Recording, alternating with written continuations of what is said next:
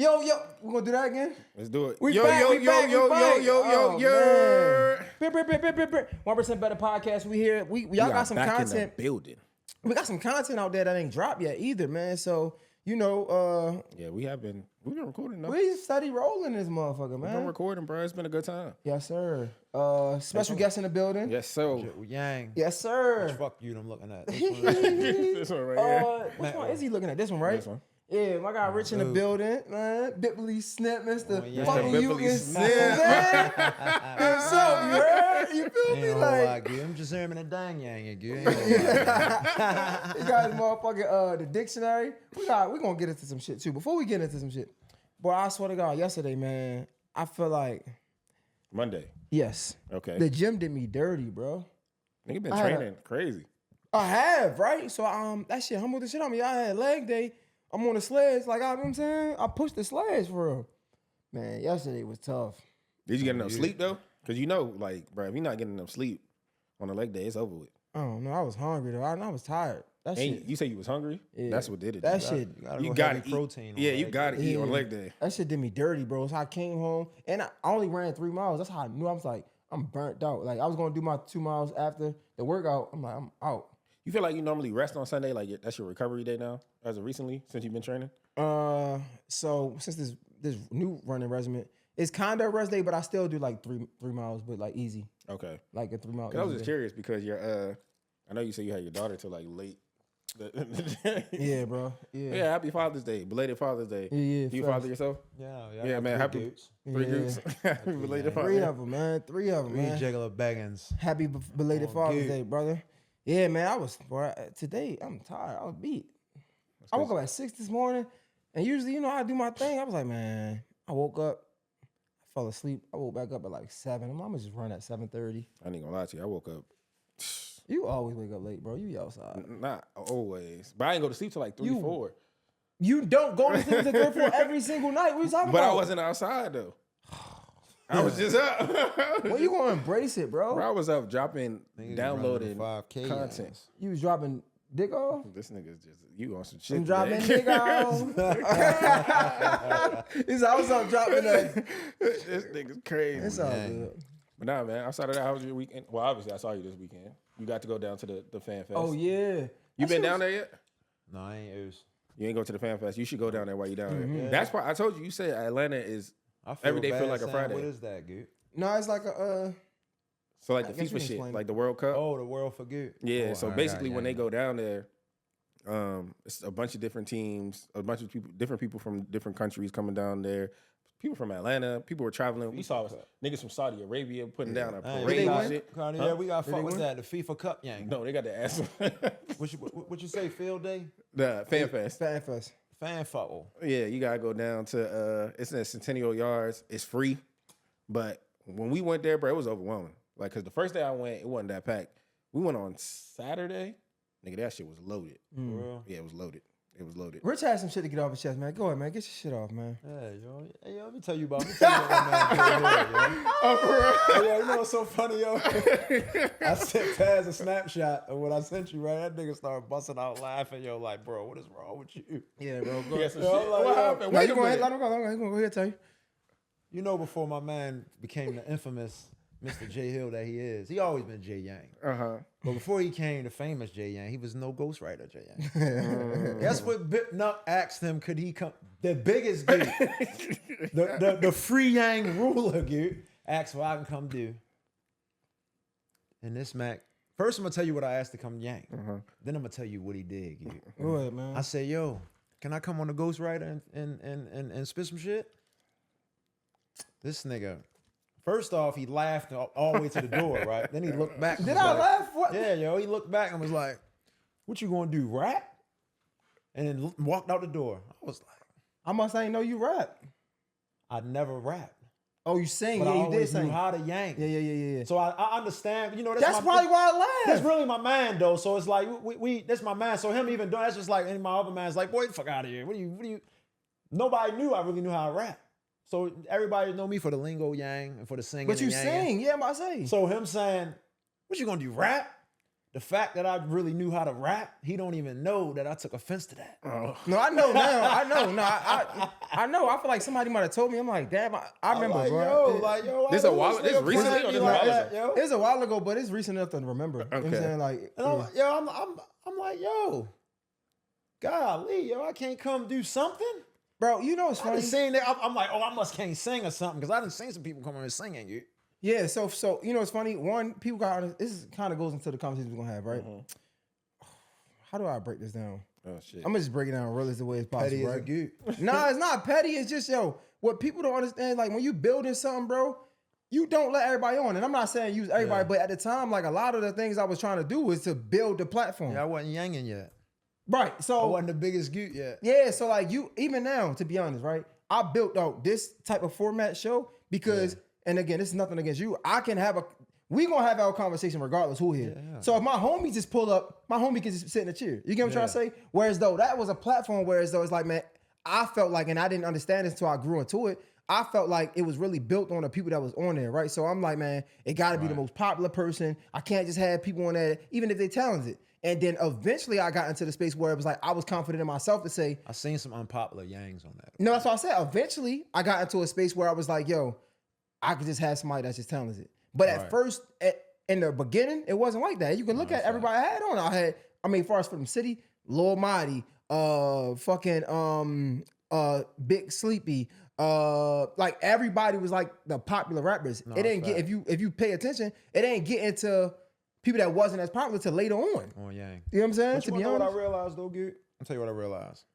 As time went on in yang and I was matured in my membrane, sometimes God got bigger things for you. And and with them same two people though, Goot. You see what I'm saying? Because this is a way bigger yang. Yeah, you go check. No, you know what's crazy, bro? No cap, right?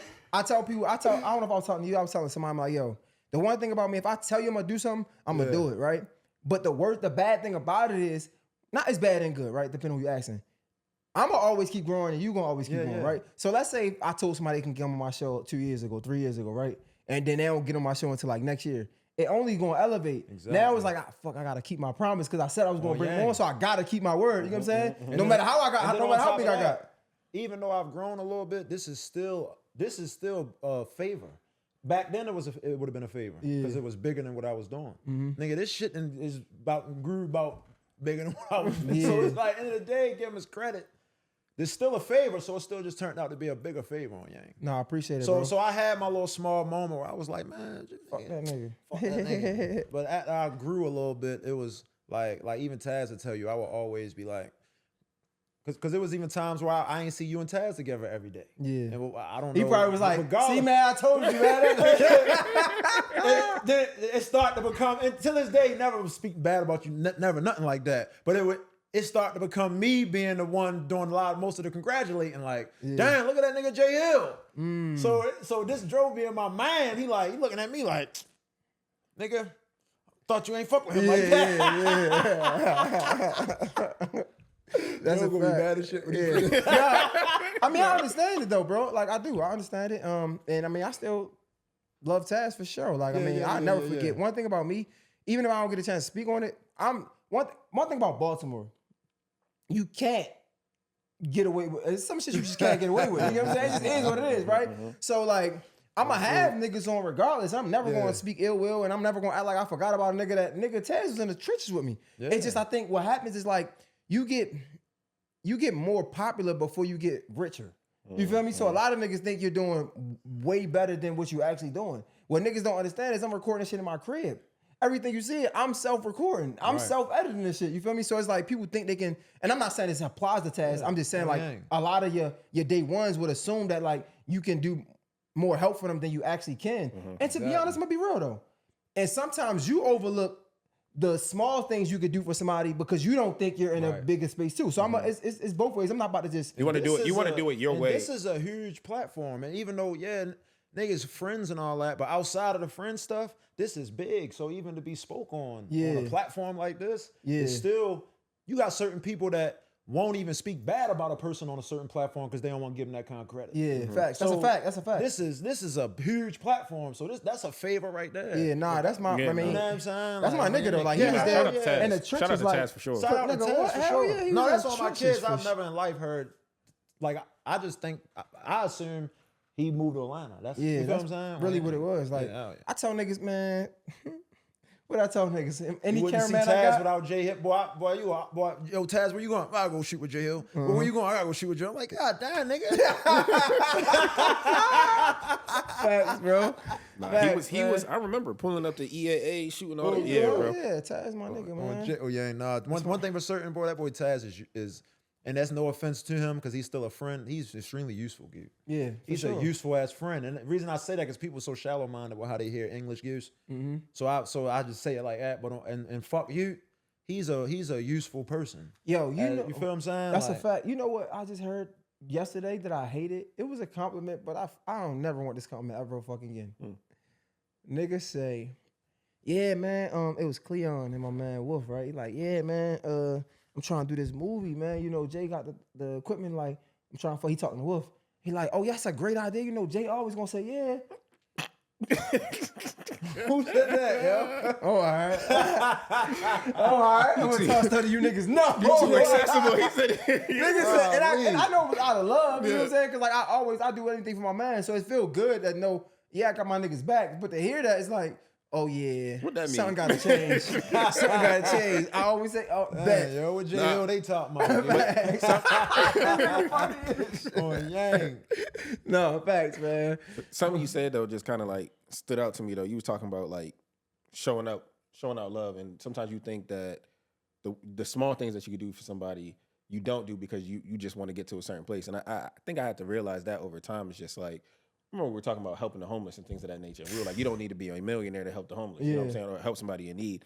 I think it's just when you have that tunnel vision, you so locked in on the vision. It's not to give an excuse or anything, but in that capacity. But it's like, once I get to this place, then X, Y, and Z. And sometimes it's just like, and we've learned this over time, sometimes it's just letting somebody in the room. So it's like, bro, you see me in the trenches. When you get here, you'll realize everything that glitter ain't glowed. But it's enough for that other person to just be in the room. But sometimes you have to be able to take a step back and look outside, from the outside looking in, to realize how far you've actually come. I ain't gonna lie though, bro. I'm gonna keep it 100. You know, I'm big on accountability. A lot of that shit is your heart posture too. Like what you really want to do. Right? Because think about it, bro. A nigga that want to feed the homeless is gonna feed the homeless whether he got nothing or he got a lot. You feel me? So guess what? If a nigga really want to feed the homeless, and me included, right? I'm not exempt. Even with $10, I can go feed the homeless, even on a small scale, and eventually it will grow. But I'm always gonna be remembered for feeding the homeless. Like one thing about me, niggas gonna always remember that. Man, I was out there, I probably recording podcasts before niggas even think about it. That's something I always did. So now that I'm doing this, it's not surprising. But I feel like some people unconsciously don't help with small things because they heart and it's not attached to small favors, like feeling like you doing something so small like that for somebody. They feel like it's gonna probably hurt me more than it can help you. Some people be unconsciously wanting to chase something big with that in mind. For sure. That's why I say it's your heart posture. Because now, even with social media though, right? Think about it. Everything gotta be grand. So if I feed the homeless, I want to record it, right? So if I'm only got 5 burgers, that don't look as good. Let's be real, right? Or even with a homie, it's like, man, I want to be able to, like, if you really was going to help somebody, big or small, you going to help them, because what happens is you always going to want to do something bigger. So you're going to get to the biggest stage where you really can put niggas on, and then you're going to be like, man, I want to get to this stage before I can help niggas. It's always, the goalpost always going to move. You know what I'm trying to say? So it's like, we just got, and that's why I say I'm always about action and accountability. We just got to do a better job at communicating with people and really doing the things that we say we want to do. It just is, ain't no excuses about it. You feel me? Like, ain't no excuses. We were having a conversation about hustling. You think that that's a product of hustling culture and not knowing the business and aspect to be able to see where you can do help, like where you can help people? Yeah, no. I think in this particular aspect of it, no. I only say yeah, no, because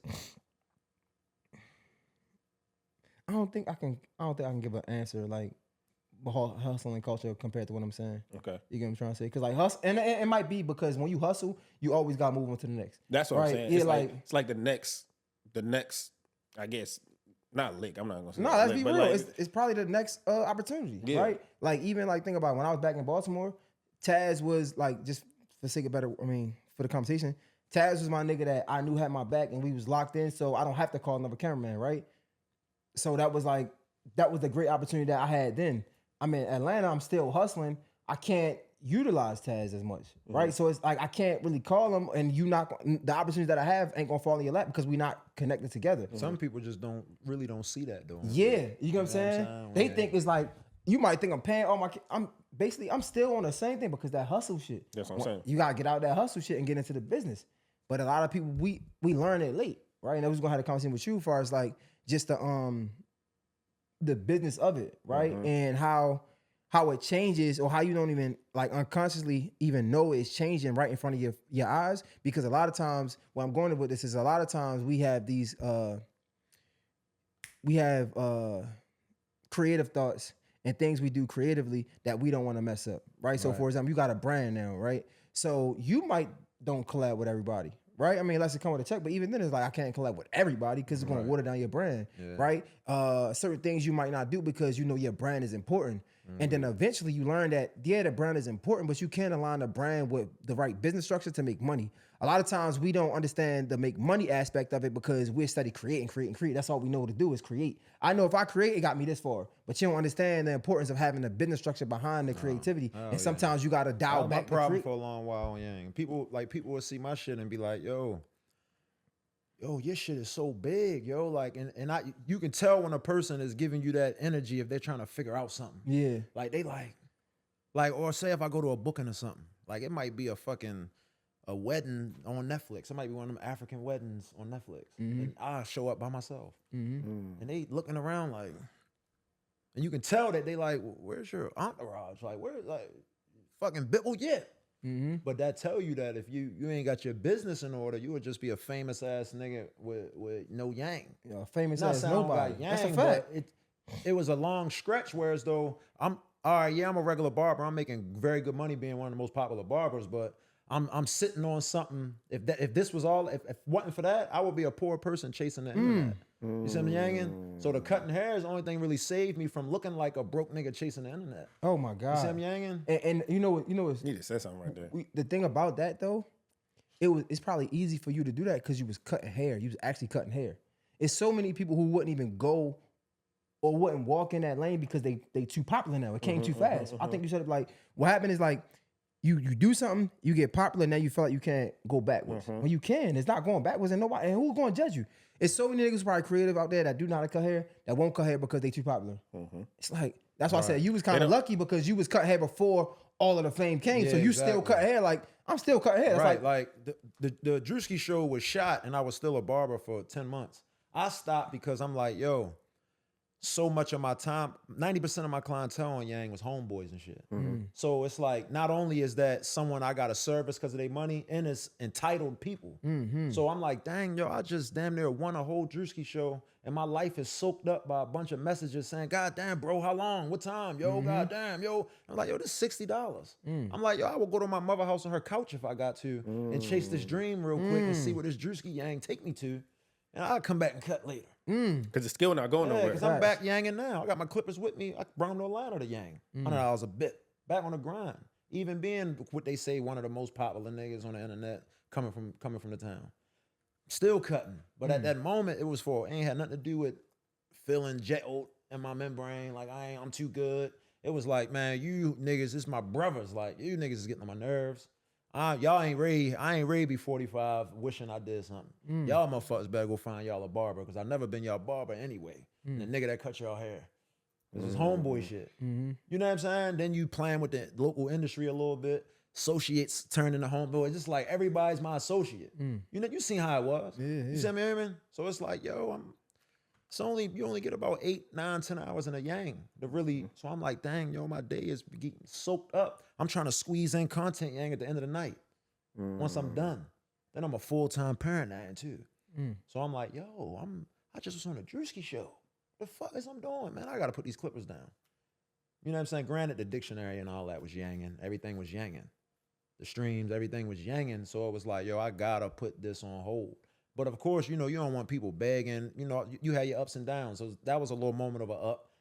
I ain't flaunt it, but you know what I'm saying? Like, people thought that, yo, he's not cutting hair because he's bougie or because he's doing this and doing that. Or you have somebody at Yang and say, oh, he making money from this and that. Now, y'all ain't know I was even making money from the dictionary. You see what I'm saying? Motherfuckers ain't even know my biggest income is my music streams from the Jitwell. So they didn't know that. You know what I'm saying? Like, it was multiple reasons. Yo, you just on some... No, matter of fact, let me rewind a little bit. My homeboys was torturing me, dude. Yo, you better start relying on that Drewski shit because the show ain't come out yet. He was prolonging the show drop. Nobody knew that fucking dictionary was doing 5,000 a month. You know what I'm saying? The streams was doing 400-500 every 7-8 days. They didn't know that, so they thinking I'm just fucked up, hoping on Drewski. Whole time, nigga, that shit, just him talking about it and saying I'm gonna be in it, got the sales yanging. You know what I'm saying? On good. But no, that was just, I know I took No, it to that's some facts though. right. Like, but even then, you know, it's funny because even that, it's still hustle though. Like, did you have systems in place for the book, or you was just trapping out the link shit? No, I ain't gonna lie. Thankfully on Yang, shout out to just being a barber and being around older Yangs. Okay. That just, you know, didn't do certain things right, and they Yang. So they like, yo, you better do this or do that. So it was shit that even with mentorship. Yep. Like even with wifey and shit like that, it would be shit like her. Why are you banking on that? It ain't but $1 in there. Because I took care of it early on, listening to the older goots I had around me on Yang. So now, thankfully, when that show and all that came out, I already had the dictionary out that wasn't selling at all. I already had the stream set. I had everything set up that wasn't doing shit. That's fine. But once that show hit, yo, but why on a show, yo? And then, nigga, it's a gift and a curse having a little bit of a name, going to do something like that with people on Yang that's mostly just handpicked out of nowhere that ain't got much of a name. The fans that was a part of the first part of the show stole my dictionary, dude. So, I was supposed to have a dictionary on my forehead every episode. You know what I'm saying? And I ain't have it at the little audition to get into the house. You know, in the first episode, when they got you and like you in the backyard, the pool party. After that, when it was in my dip, that was it after that. That was it. I ain't have it for the whole 7 days in the Yang. Yeah, I wanted to speak to you about, because I wanted to have this conversation. You said, like, just having a name, even if it's a small name, you got a name, it could be like some negative to that. It's funny because I was just talking about this with the dude Goofies in DC, and he was saying how he didn't want to do the Could have been records. He didn't want to. There could have been auditions because all they going to do is make fun of you, going be humiliation. And I mean, he didn't say this, but I would assume like too, he's a name. He's a big name in DC, right? Right. But I'm like, man, you tripping. If you good, you go out there and you do what you do. I feel like if you asking me, and I've been hearing the talks, and we got you here, so you can maybe confirm or deny. I've been hearing the talks that it couldn't be comedians and shit like that. But in my mind, I'm like, especially if you're a comedian, you can go out there and just do some silly shit, and you gonna turn up because that's what you do. You like, it know ain't no my humiliation. personal opinion, because at first I don't think it was narrowed down and okay, it wasn't like that at first. Okay. I think they narrowing down the people that's might become a problem in the crowd. You know what I'm saying? Like the people and this is nothing good because you know how the comments get. You will have 5,000 comments. I mean, even though that's what we want, engagements. But I'm kind of tapped out with that right facts. now. Yeah, I'm with you. I'm with you. You feel what I'm saying? So it's kind of like, apologies to y'all if y'all feel a way about this, but you got some comedians that be doing too much in the lines. They might come with certain stuff on. They might come with something owned by Marvel. You know what I'm saying? It's just it tapers down potential issues. Oh, because why wouldn't he want comedians on a comedian platform? He not really explained that to nobody, I'm sure. Right. But this is my extremely popular opinion on Yang. I ain't even 100%. That probably comes with knowing the business. Now we're looking at it from a different perspective. It's yeah, like you know the business now. I would assume. See, my thought process. Well, again, all of this shit is opinion based. My thought process was if he was to say no comedians, because that's not fair for the people who aren't popular. Like I guess for the people that's coming up, because you're already a comedian, like it's gonna seem unfair. That's what I would assume. I have no clue, bro. Yeah, but you got people with 1 million followers for combing naps out their hair, so it's like they can come make it hard for the Jitwell Yangs too. So yeah. What about But what about that? Just let's go back.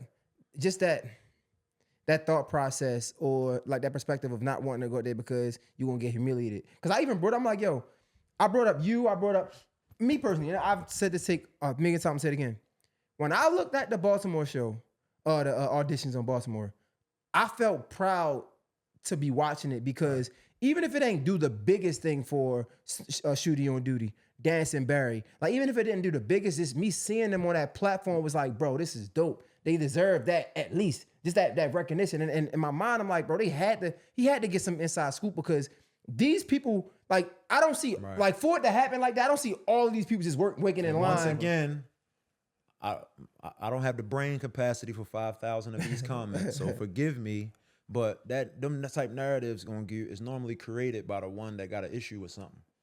Those narratives is created by the one that's trying to create that narrative. It just became a popular ass narrative. Right. You see me, Yang? Yeah. That's all that really is. And like I say, I apologize, dude. Don't crucify me. But that's just my opinion on how things like that even become about. Yeah.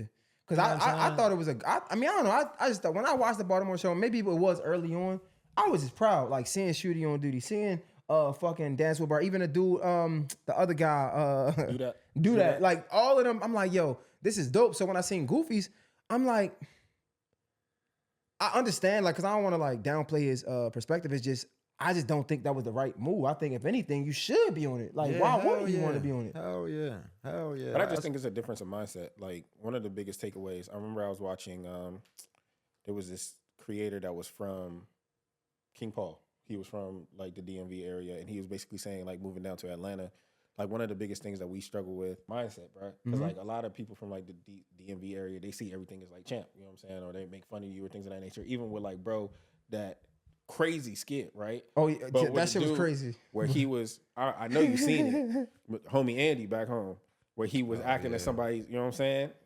But everybody be like, oh, it's champ, you know what I'm saying? And he was basically talking about like that mentality when he came down to Atlanta almost. I think that's where the no comedians type vibe come from, though. What, like, those type of antics? Like, I don't know exactly because I want no hate crime and nothing like that, so I ain't even gonna go there. But I'm just saying, it's certain the way your face was, it must have been something wild.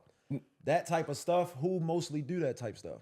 Comedians. Exactly. So yeah, but separate from that, so it was just more so of like him saying that he wouldn't even network with people down here because he was so afraid of being viewed as like a lame for trying to do something that was outside of what was accepted back home. You know what I'm saying? But he's like, I'm a comedian though. You know what I'm saying? It's my job to kind of push the envelope in certain aspects to make sure that I'm maintaining my integrity as an artist. I feel like a lot of times, especially with the DC thing, because this is where I've seen it the most. I feel like, and maybe because it's so close to home, I feel like a lot of people be entitled to. It just is what it is. And I'm not, that don't mean I'm trying to like diss nobody, but like it just is what it is. Like I feel like when you've built your brand up so high to go on a show that, I mean, is like mostly people making fun of you, it's like you feel like I'm better than that. And it's like, okay, well, you keep being better than that. And there's so many other people going to win from not being better than that. You get what I'm trying to say? And I feel like what's crazy is we overlook those, we going back to the hustle culture, right? It be those moments that got us the way we are. Because we wasn't better than the opportunity. And we took so many chances on the things that so many people wouldn't. Right? That shit be tripping me out though, how people try to make it like it's like it make you less of a whatever you trying to be to go on an audition to do something like with a Drewski show or something. It's 2026, dude. Whatever was on the table in 99, that's what the gangsters people, the funniest people, whoever was standing there trying to stand a demo or whatever, it's a new era. That's a fact. This is what's on the yang for people to get that one chance opportunities. How back in the day, you standing out front of Bad Boy with a fucking demo tape for four and hoping you can get the hotel across the yang. You praying, you catching a motherfucker with they coming in. Oh, the person walking out just got the last reservation. Yo, I'll give you 5,000 for this room. Because you want to get that shit to whoever coming up out of that. Damn. In 2020 Yang, nigga, it's auditions and shit. It's streamer universities and lines and shit like that. So these are just shallow-minded Yangs. Don't crucify me, because like I say, spare me. I've done a lot for the Yangs. Give me a break on this one. I don't feel like reading all that shit right now. Don't fuck me up for this. But a lot of that shit be just goose. You know what I'm saying? A lot of that narrative be retarded to me, goose. Yeah. You know what I'm saying? Like, that's shallow-minded to me. Yeah. You see what I mean? I get it. Yeah, no, I mean, and to that point, I mean, it just goes back to, we were talking about the streamer university and how there were some people here that was talking about it, like, that he wasn't giving opportunities to people that he felt like deserved it, right? I mean, or people that haven't been there before. They felt like it was like alumni and things of that nature. And one person, I mean, made me think of a conversation that we had with EYL, right? Where they were talking about InvestFest. They were like, you pay hundreds to thousands of dollars to be in this room, but everybody trying to go at like the main headliner. And he was like, bro, you got 20,000 people that are here for the same reason. You know what I'm saying? You got 20,000 people that are here trying to network, trying to build a business and everything, but you're looking at the That's one the person. opportunity right and there. it's like, if I don't network with this one person, then it's a failed That's opportunity. a good business aspect of looking at it, but I can fuck their head up even more on Yang. Go ahead. When people go out and rent landscape and use certain flower tree for aesthetics, for photo shoots and stuff, you might be really interfering with the ant community that's like, yo, you in the fucking way. You in the fucking way. You know what I'm saying? But some things you just can't, and I'm not saying us people is insects, but I'm saying when you doing certain things and you on a certain alpha yang, certain shit you just can't give no energy to. You don't even, it's not even like I'm trying to be mean to you. Yeah.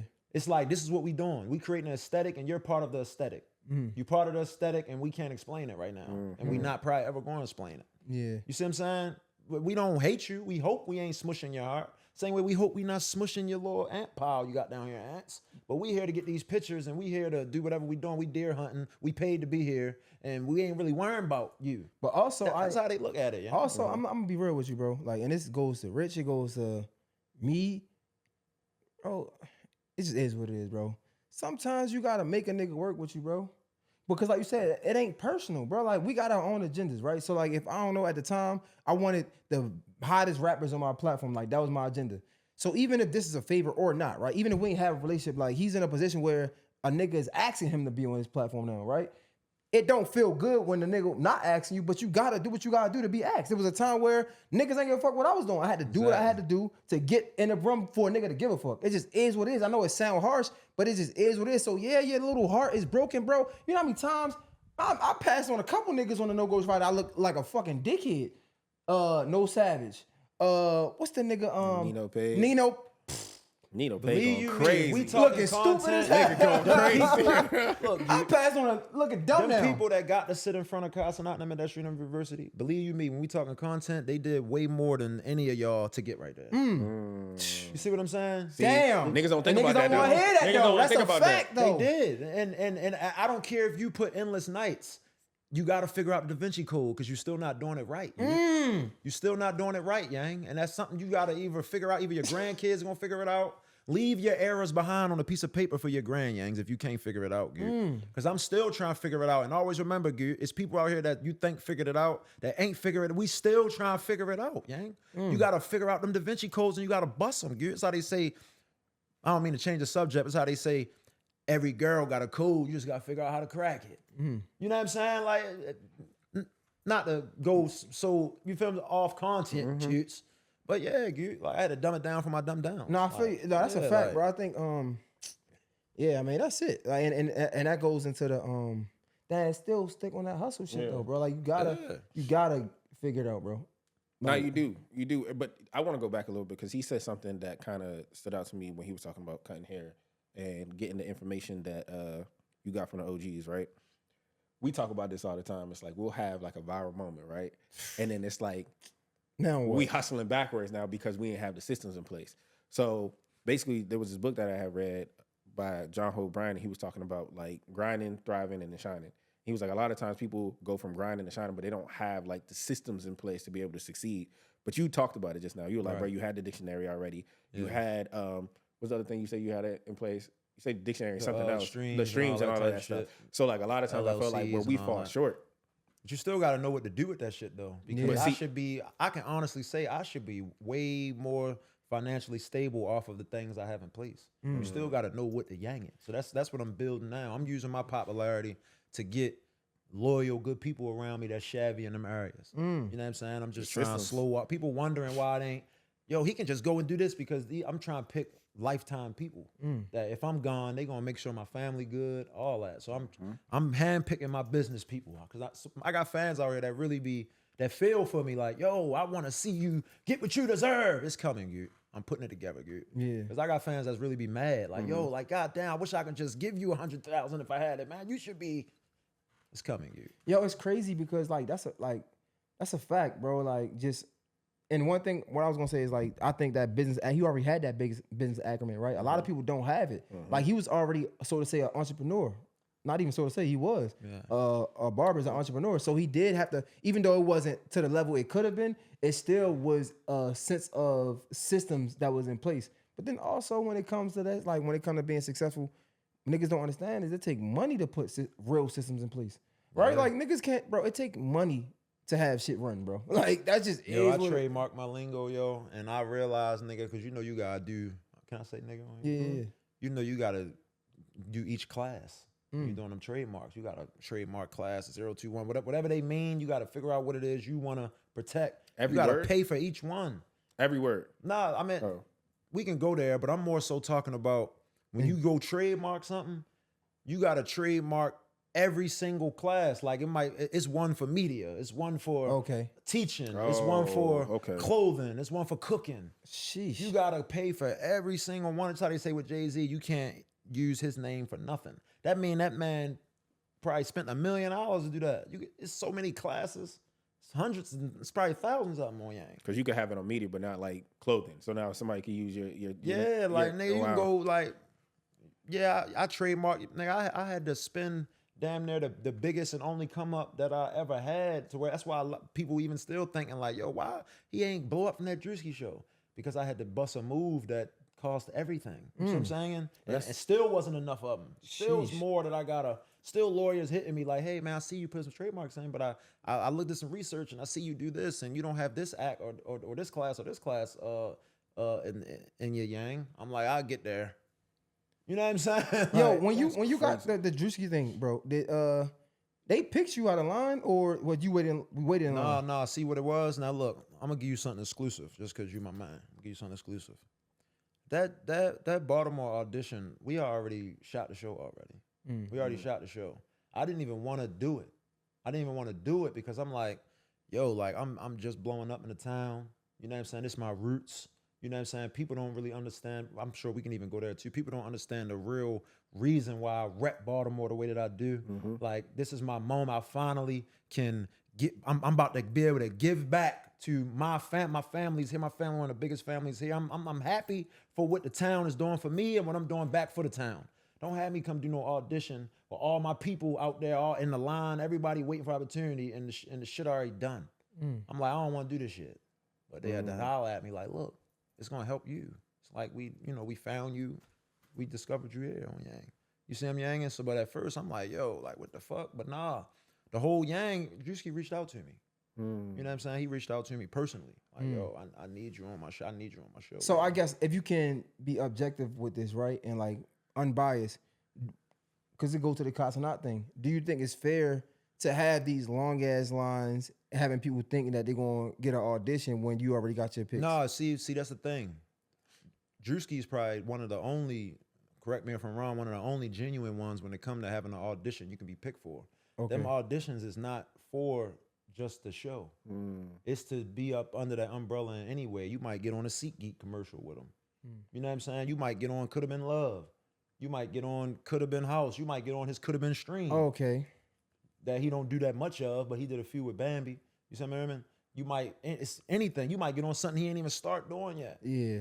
You know what I'm saying? He might do a streamer university or some shit. And you might be on that thinking, but a lot of people dig themselves in the hole because they be so mad because they not getting more off of that opportunity that you don't realize on Yang that he would have picked you for something down the line that he ain't even start doing. And also what Los was telling me was, he was like, the audition is content in itself too. He's like, yo, a lot of times, because Los had went to the streaming university, he was like, man, he wish he would have went about it in a different way because he thought it was an actual like school, you know what I'm saying? So when they say you're not supposed to do the party, he ain't do the party the whole time. That was the biggest fucking event. So he really took it serious when a lot of people that stream, they already knew how to take advantage of the opportunity, right? Whereas though when they go into the audition, the stream university audition, they bringing their cameras, like they streaming it, like they making a skit out of it. You feel me? Whereas though, if you don't know, you just going out, you really think you going for an audition when it's like, nah, bro, the audition is the content in itself too. Right. Like you said, and they invite you to the audition because that's still content. We need people that. Don't realize how much of a blessing that is in itself for real. Like you should be, if you knew what to do on the Yang, on the net Yang, you can go crazy with that on the clips. Yeah, you got like 2 minutes with Kai. But like, knowing what to do. For free. Hell yeah, like you said, bro. Knowing what to do is the blessing though. I feel like, especially now not to make this a Baltimore thing, but we from the city.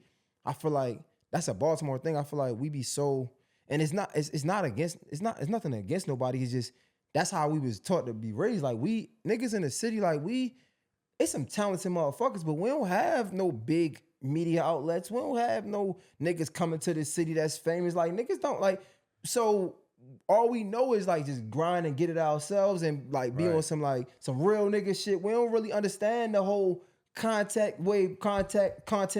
Now they probably do, but that was foreign. You feel me? Like, so niggas is really like, and not to get off topic, just to save face for even people with big platforms like you got. If people like Jay Hill and other big platforms don't protect their platform and only have certain people on there, how is we gonna be able to keep it exclusive to have something big for the artists here that deserve it to be able to say they comfortably doing something big without having to, you feel what I'm saying? Like this is something that made it from here. So now this is something where people from here can get on and it's big instead of having to go somewhere else to go on the porch. Nothing against them because I'm trying. I love to get on there too. But it's like you ain't gotta feel like you leaving because even though he's in Atlanta, he's still Baltimore. So you ain't gotta feel like now if he's just letting everybody on the platform, it's not no exclusive thing for somebody to feel like it's a win. You can receive something like the Baltimore Crown Awards or some shit. So I ain't gonna lie though. And that's why I'm gonna push back a little bit because I learned a lot. Like having the conversation, I was there one time. Like I want to just have people big. You can do both though. It's about storytelling. And a lot of times we be like, I used to think I was the most confident nigga in the world. Like I don't have imposter syndrome, and I had to learn that like a lot of the ways I was moving was imposter syndrome. Just merely thinking the fact that I gotta have big people, only big people on the platform because my platform can grow. That's imposter syndrome because you don't believe enough in yourself. Right, you got to be dope with it though. So let me be devil's advocate real quick then. Go ahead. So why you don't got a lot of these 2,000-3,000 follower creators from the town on the show? I mean, I do.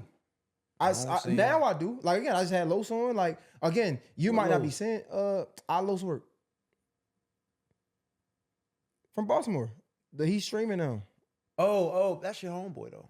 Yeah, but I mean, he's not like a huge creator. It don't count if it's your homeboy. That don't count? I feel like because it was a time where if you gonna fuck me up like that because you just made a great point. But it was a time. I got a devil's advocate. It was a time where I wouldn't have my homeboy on if he wasn't like big and it wasn't personal. It just it didn't align with the brand. Yeah, but that's still a separate subject in itself.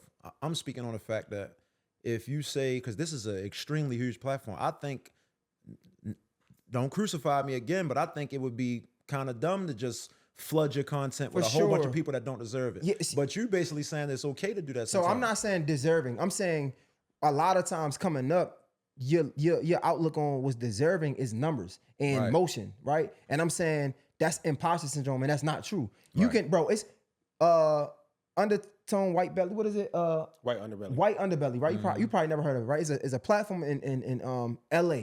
They interview homeless people. But that's what his platform is, though. And he grew it like that. He grew it specifically for that. Facts. No, you're right. But what I'm saying is you can grow your platform. It's a platform for important people. Yeah, but you can grow And I do it like that just to... No, I'm with you. Everybody's important. I love the discourse. I feel like you can grow your platform in that way, right? So if you're an interviewer, right, it's really about the story. It shouldn't have to be about the important person. Right. Right? It's like, so the story is how you... I just did the interview with True Bill. And like, I don't think True Bill ain't... respectfully, he's not like the biggest artist, you know what I'm saying? But at the same time, his clips did really well. Right. Why? Because he did have something that was going on. People can look back to it. That's a story I'm telling. No, but bro, you broke a lot of artists though. Yeah. I got as much as I want. Of course, I want to now. But if there was even a point in my life where I wouldn't even want to give you that. You've broke so many artists that nigga gotta let you have your moment to just build it how you want to build it. Yeah. You broke a lot of, it's a lot of artists that got a name for themselves because of that platform. Yeah, and but respectfully, like, cause I definitely wanna, cause I've already gotten to the space where I got the respect. So, and that does feel good. I said like, even when Tech came on, he was like, yeah, because you know what I mean? Like, that felt great. But I would be lying or disingenuous if I didn't say like, even those people were big for me. I didn't know that those numbers was going to do that, right? I didn't know that, but they were. Big artists have viral moments on your platform, but I'm saying you have artists that ain't quote unquote locally famous yet that they freestyles and changed their life. Yeah. You see what I'm saying? And that didn't happen so many times that it's like, man, let that. It's like, how can you hate this man? You see what I'm saying? Like, how can you hate this man, yo? Like, no, I just think like, I don't think it's no wrong answer. I just think I mean, he ain't let me on there, but I gotta love this. No, I just think I don't think not for real. I don't think it's no wrong answer. I just think like, again, I didn't know what I know now then, right? Because like even now, like I have 2 different platforms. I have an interview platform where I interview celebrities or big name people, and now it's like I don't have to drop that every week. I drop it when I get that person, right? But now the content don't stop. I have a platform where I can just talk to dope people. We don't give a fuck how many followers they got. We can have a great conversation about parenting. We have a great conversation about whatever, and this shit go crazy. You get what I'm saying? At one point, even I'll go deeper. It was to the point where I didn't think I was enough almost. That's why I built this. This platform is for me because I got something to say. I don't want to keep asking a nigga a question about him. I don't give a fuck that much, to be real. Right. I got something. So I want you to know who I am. Right. So I built this so you can. It's not just. It don't have to be either or. It can be both. You feel me? Yo, that shit made me feel so good. The way y'all even like no glaze. The way y'all started the interview off. It's like, damn, yo, this day shit, kid. Yeah. They talking about gym workouts on a Monday. And whoever's sitting right here still got to be privileged to sit and be a part of that because, nigga, this is like being on a Breakfast Club or something. You know what I'm saying? Man, like if they want to talk about coffee, let them finish it Facts. up with coffee, bro. That's what we said. I said, yo, we want to build something. So even to the point when we do have big, like Doughboy, right? Doughboy come, we talk about what we talk about. You're supposed to. Doughboy don't want to talk about, I forgot what we talking about, the Diddy shit. He went out, smoked, you know what I'm saying? Came back. But that's why I say, like, I didn't know that then. Right. I thought I had to cater to the guests or build it up off these certain guests, and it's like, no, bro, you can build something dope and still grow. And what happened is you dictated. So now when this do pop more, or as it continue to pop, even when I do have the big artists come on, they still feel welcome. They still feel like it's a big deal because nigga, I built something real. You get what I'm trying to say? Yo, so you like, know what my biggest criticism come from though? What? Is as much people as I allow to be on my platform, much people as I help and put on my story and stuff like that. Like I won't name drop, but it's been some big managers from companies that help me out. You know what I'm saying? Some people that's a part of the things I've been a part of that y'all know about. Like, look, man, you gotta stop, keep doing it. So it's like I feel like a lot of that be taught. Like I feel like that's like the statistic of how you gotta do That's it. the industry. Well, yeah. That's the industry. That's the industry. It's like I feel like the industry teaches you to be inaccessible. You know what I'm saying? That's like the allure that they give you. It's just like the minute that they feel like you have anybody has access to you, it takes away the power. I get it that to you keep have. your stock value up, but just don't come outside unnecessarily. I'm gonna push back away from me. You know who do a great job of this? On the Radar. Yeah, I mean, I had to think about it. On the Radar has everything. I'm pretty sure they got niggas that pay. Like we know the business, nigga. Yeah, for sure. They got niggas that pay. They got big artists, and that shit ain't lose no stock. Yeah. They got niggas that can't rap worth a fucking shit on there. But they also got Drake on there. What the fuck you gonna say? Once you get Drake on there, it's like, nigga, he literally has. I thought it was so dope. I'm like, so you can do it. You can do it, but we never seen it because, like you said, the industry teaches us that. Like, you gotta only have this. No, you don't, bro. Do it how you want to do it. You feel me? That's how the machine works. Speaking of, I'm gonna throw in a trending topic right there. You want to talk about this? Yeah, we can't. I wanted to talk more to Rich real quick.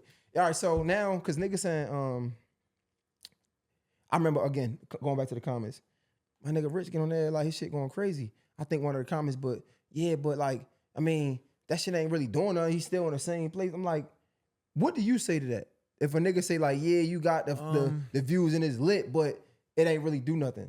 I mean, honestly, I feel like, I'm going to be honest with you, and I'm going to be all the way hardcore with it, because if you feel me, you can feel this.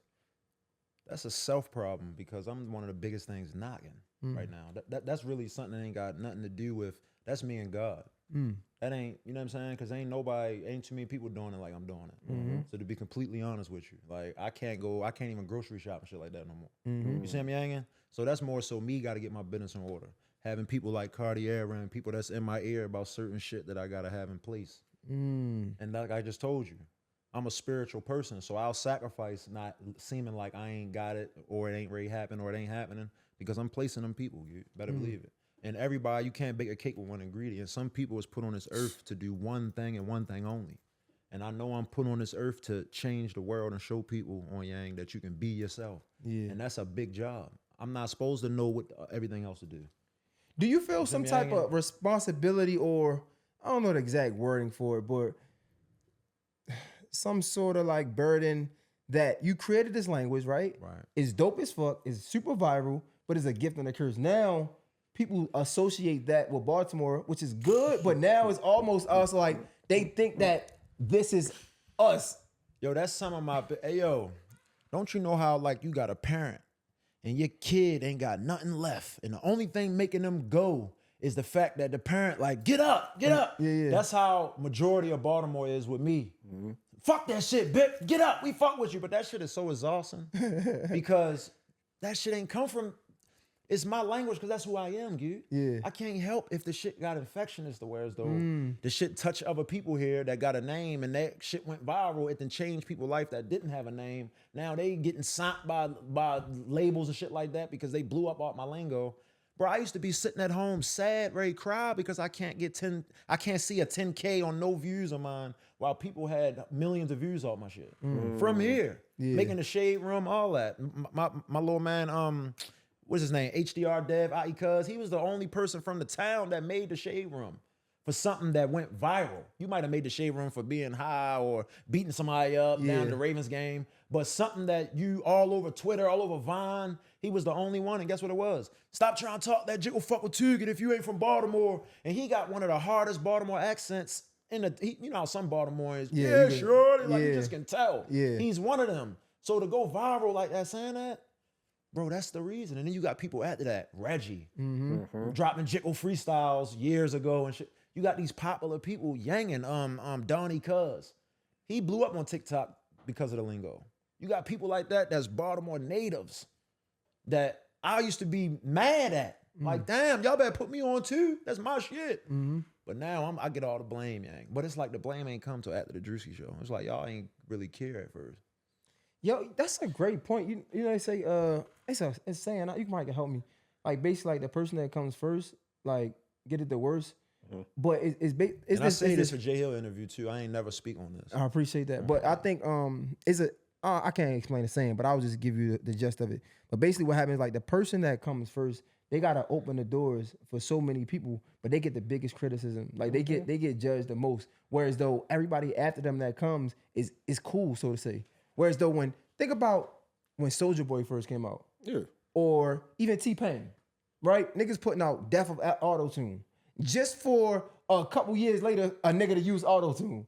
It's like, that hurts. That's a burden that a lot of people don't understand that pain to carry. Yeah. It's because you're like, you're a trailblazer in one aspect, you're creating a blueprint, but then also you're shaking tables. You know what I'm saying? Because you're going against what the norm is. And anytime you go against the norm, that kind of shakes the status quo. And it's like, okay, this is weird. And the first thing that people are going to do is like first they'll laugh. You know what I'm saying? Right. Then they'll start to vibe with it, but then they're congratulating you. Like kind of don't let you be a humble introvert because you're not even going to really defend yourself. As long as somebody plucking you, because I'm an introvert, I'm humble. You know what I'm saying? Sometimes I don't realize shit until I go in them stores and stuff like that. So it's like to fight back and keep explaining, I just would be like, whatever. Because I'm really be outside. So you got people that's really outside. You know what we mean when we say outside. Yeah. That's let me call my son real quick, yo. Like, yo, you stop me from, I'll be ready to kill niggas. And when I see your videos, yo, like, I don't even want to do it no more, yo. That's what I get every day. So it'd be like, but that shit do be bothering the shit out of me. You just made me think, because you're talking about the city, bro. We had a conversation with, I forgot his name, comedian, not Cleon, Vontae?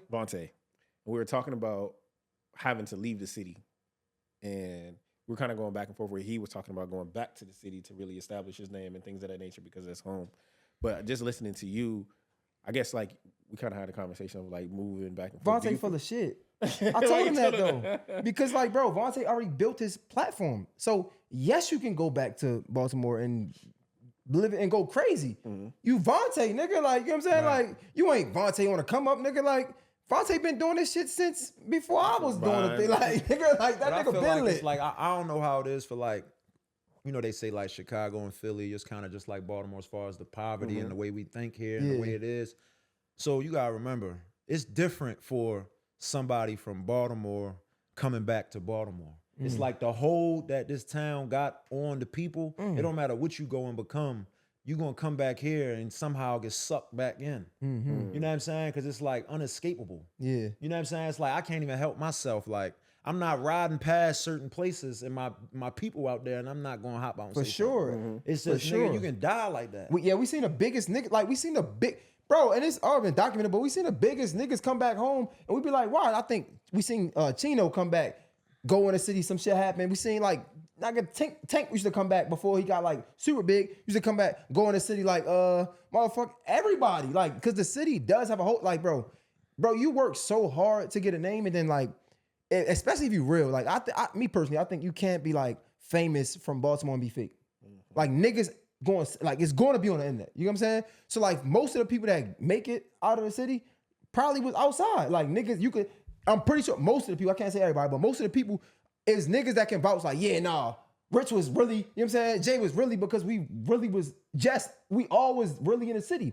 I say that to say, when you got that background to come back and not be with your people, it's like, nigga, this the niggas I was coming up with. Like, they helped me get here. And when we say outside, Baltimore is small. So you can be, it's a thin line between safe and unsafe. So you can be a nigga that's not in the street and still be right there. Facts. So niggas ain't saying that niggas was in the street hand to hand. Yeah. It's small. So you going to be on the other side, literally on the other Or side with of the the niggas. road, You could be in a club. Exactly. With the, like, the niggas, Exactly. like, yeah. But the thing is, like, I tell people all the time, bro, like, I'm not a street nigga, but I come from the streets. It's just like, You got to say that because Baltimore's so small, you have to, like, you feel what I'm saying? Like, it's nothing you can do about, It's nothing. You so close to that you're going to appear, you going to come off as that to someone else anyway. Yeah.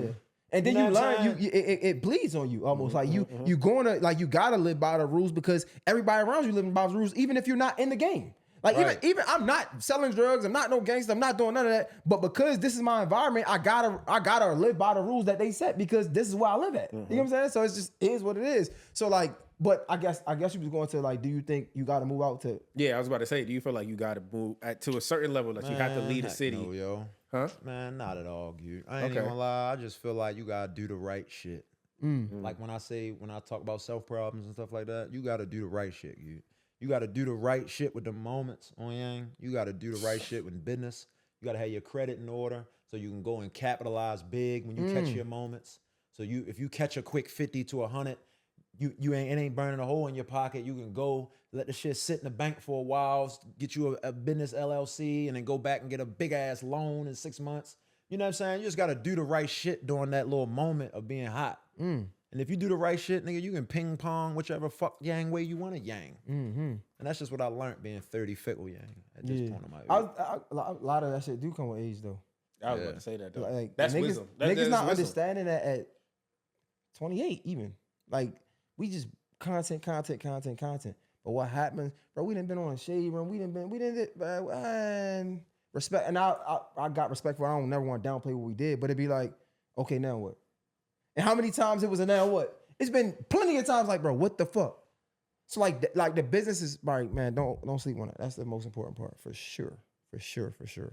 Yeah, but I was asking, like, I think we already talked about, but I was talking about, like, because I see people, they be like, man, Baltimore, what weird. Don't they talk like da-da-da? I'm like, bro, that's... He ain't even from here and this and all that. Or not even, like, I've heard people like that using language like, yeah, like don't y'all... Like, y'all got that weird accent, like the bippity, like on the goot. I'm like, yo, that's not real, bro. Before like, it was niggas, just the twos and the U's. yeah, first now it was it's like now your shit is universal. Like, before you go somewhere, they be like, let me hear you say you. Let me hear you say two. Now they be like, yo, how y'all be talking like that goot? Like, you know how to speak that language? Like, bro, like, that's not, like, they think that's they think that's universal Baltimore language.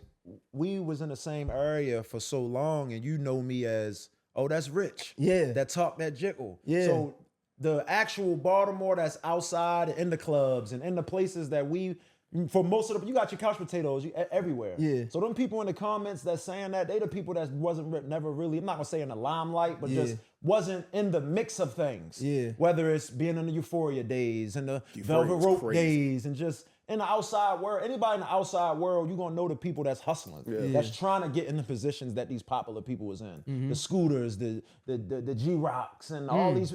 You're gonna have your bunch of people that's chasing that, and they happen to be the ones that got good handshake relationships with a lot of people, and they all know me at, oh, that's Rich. He talk that shit. That ain't how we talk. And they the ones that's genuinely not really bothered by it because they've been around me 10, 15 years already. Yeah. Like, So that's like, well, of course that's not how we, you know what I'm saying? But really, it really need to be the ones with the respected platforms respectfully clearing the air because they the opinions that's respected.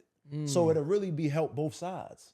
It won't make me look away how people in the comments try to make me seem. When if you come here, you will see I might be standing somewhere where you're not even allowed to stand at. You know what I'm saying? It really take the respected mouths to be like, oh no, Rich been talking like that. Yeah. He been doing that. Like he ain't never tried to make the town. He would have did that back when he was with Cleon and them. He been just doing him. Yeah. I'm really just curious as to like, how does one even know?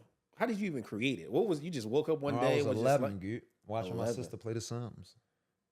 Oh. And then once I stumbled across Pootie Tang, I felt like he was stealing from me. Like, he was this bitch, yo. Fuck is this nigga, yo, stealing my shit, yo. I got to talking my shit to him. Like, dude, he bang, fuck you, trying to.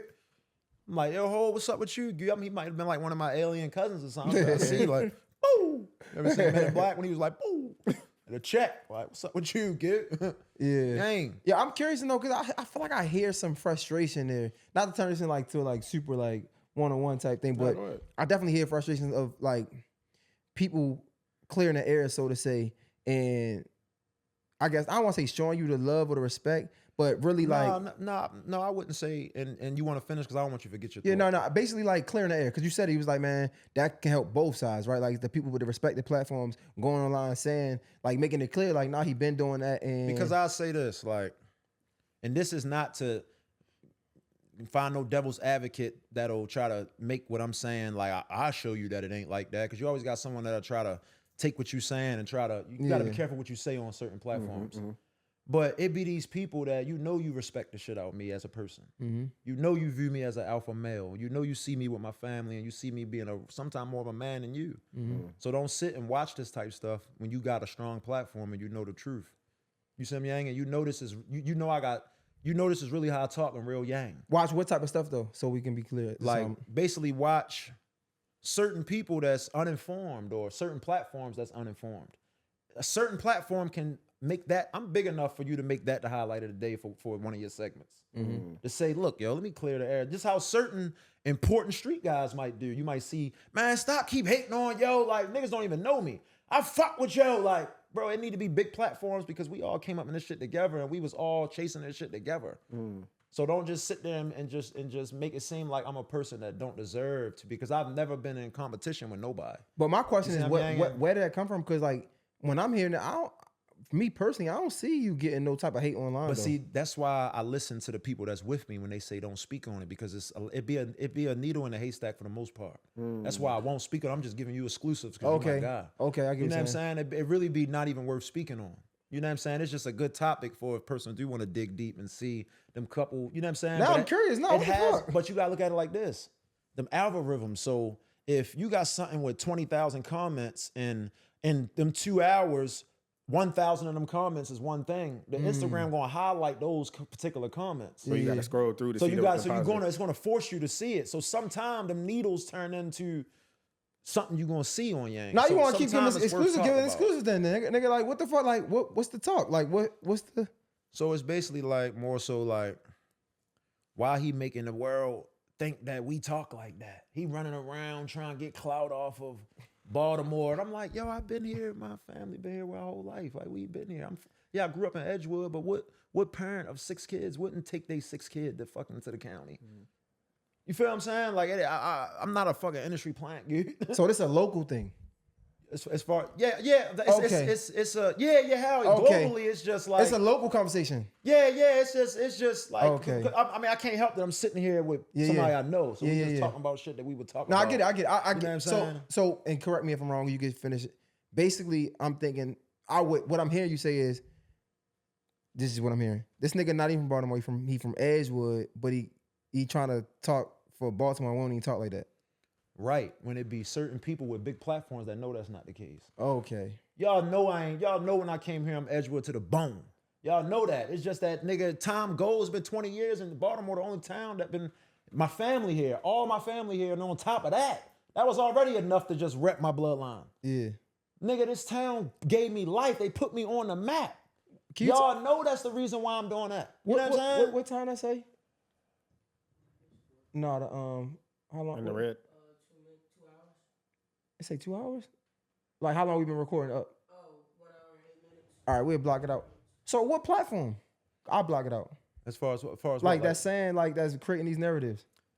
No, it's not more so a specific platform that's creating the narratives. It's more so like you got people that I'll see chime in, and it's like, yo, okay. That you know? Yeah, I get it. Like a nigga might be in the comments saying, "Yeah, I don't know why." The whole time it's like, it might be just somebody with you, that I even text with or something before. Okay, like, yeah. All right, I get it. And it ain't no big deal. I get it, yo. I'm No, sorry. that's still annoying. Fuck that. I get like, it. yo, what the fuck? Yo? I'm with you. I'm with you when you. That's right. like you go. That's like you go to. You be Shady honking Grove. your horn and you be seeing me places you don't even be at. Like, why you not defending me, yo? Yeah. These niggas wouldn't let me out here if that's what I was doing. The internet, you know I go in Baltimore. People internet, yeah, if people choose to go over, you got your rappers that's really on. But the ones that's really controlling shit not on the internet. Yeah. And a lot of times they the ones you might see showing me a lot of love. And y'all know that. So why is y'all just sitting there doing that? Nah, I get it. You know what I'm saying? Like, yeah. And that's not to make me, this is just, I've been here, I was the barber, I'm a good guy, take care of my family. I'm respected.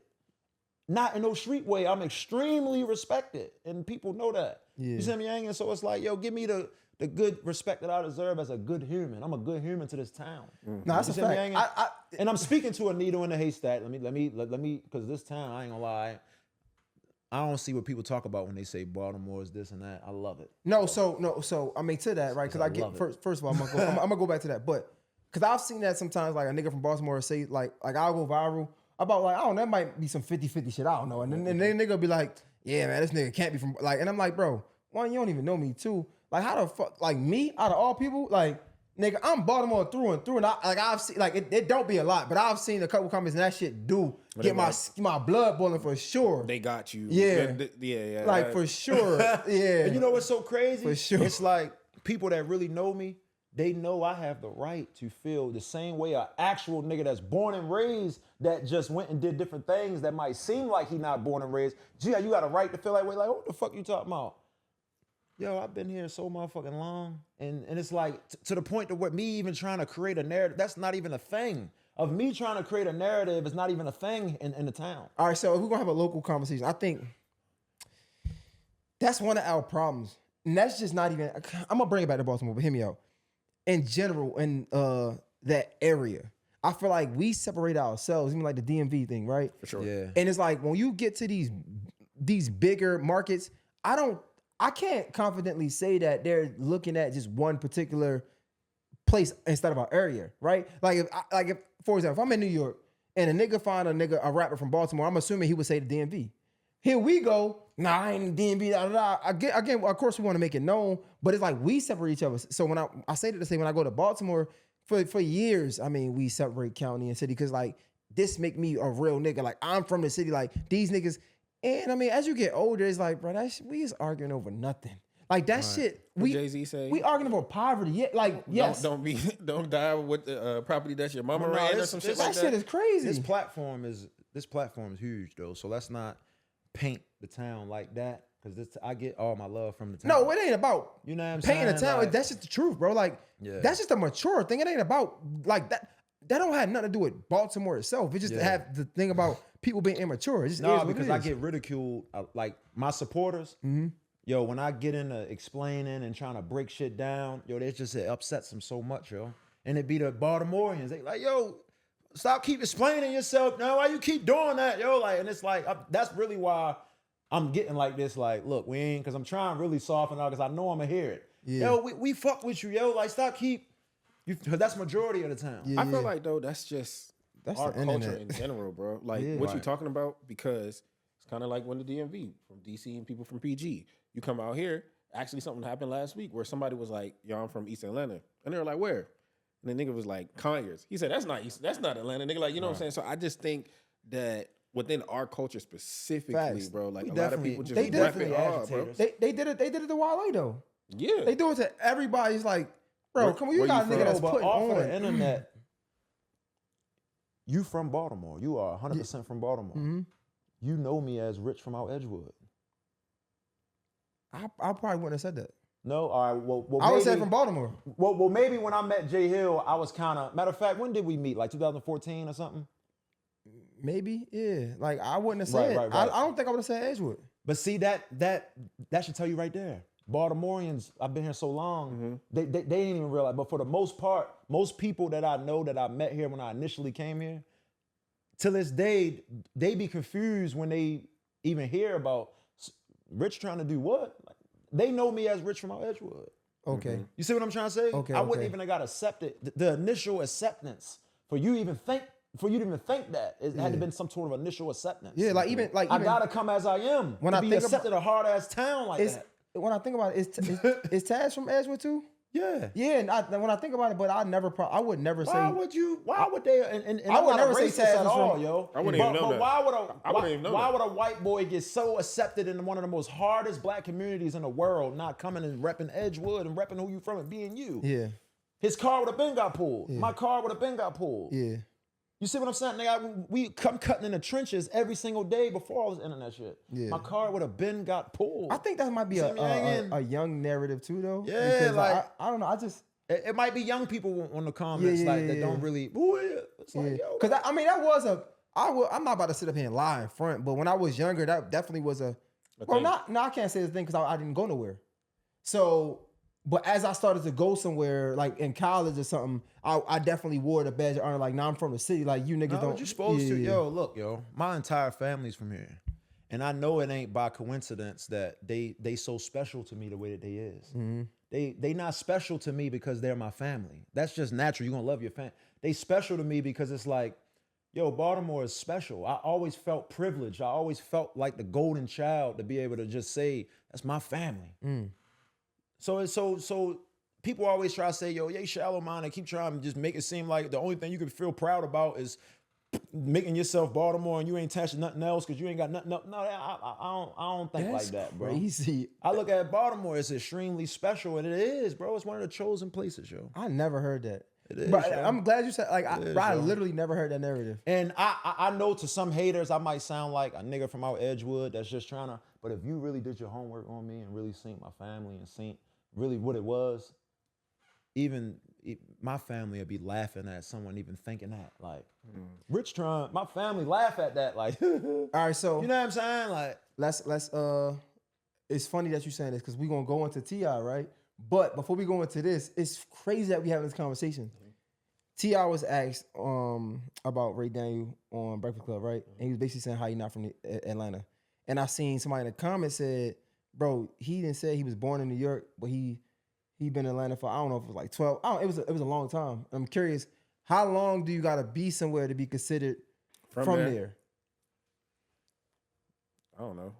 Like, is it high school? Is it middle school? You said middle school? Middle school, high school. I feel like if you was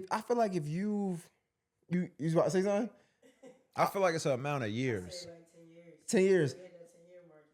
Yeah, I feel like, well, it depends. I feel like the years because I'm being in Atlanta for 10 years. I'm not from Atlanta. respectfully, but I'm just saying, like, I think it's like if you spent the years that it takes to really develop, like middle school, high school, and high school, if you spent your middle school and high school years somewhere, you can say you're from there.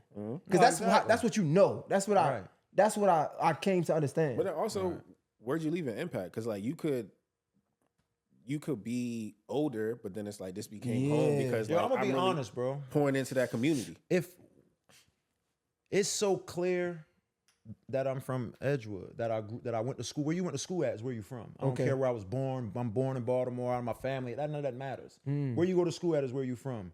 But if you are an entertainer in that algorithm, and you're completely known for that, you will have gray hairs trying to explain that to everybody with something that's, yo, do you know how close something that's 15 minutes away? We're small. Maryland is small. 15 minutes, Edgewood is 15 minutes away from East Baltimore, yo.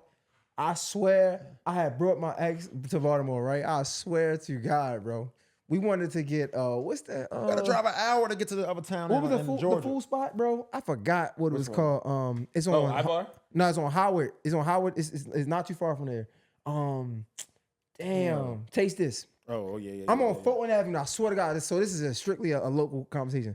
I'm on Fulton Avenue. This is hit. I'm at my brother's shit, right? Fraser, April. I'm on Fulton, bro. I swear to God.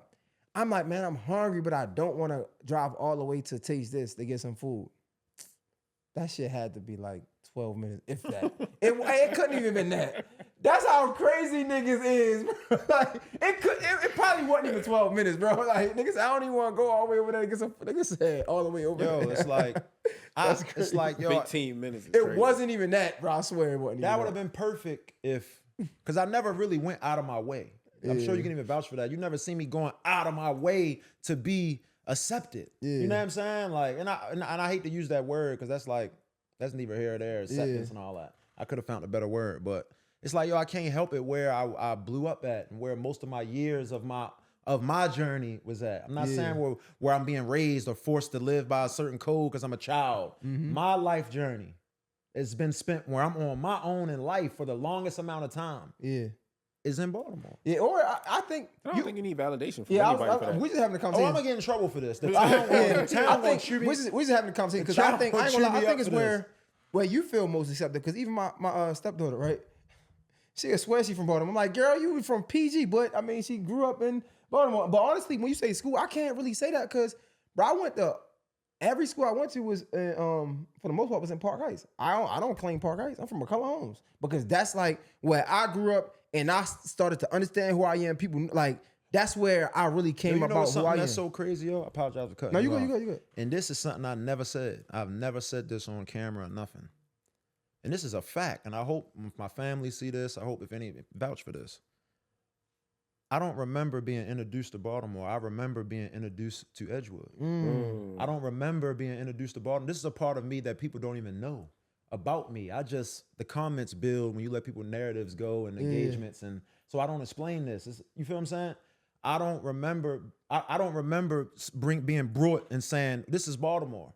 I remember because I came to conscience around age 3 and 4 and 5 when I went to Edgewood. So of course that's where my conscience clicked in at. But it was never a chance for my conscience to click in with, but I don't never remember an introduction. So that have to mean that I've always been there in and out since I was born. There's no introduction to. I don't just like you don't remember meeting your cousins.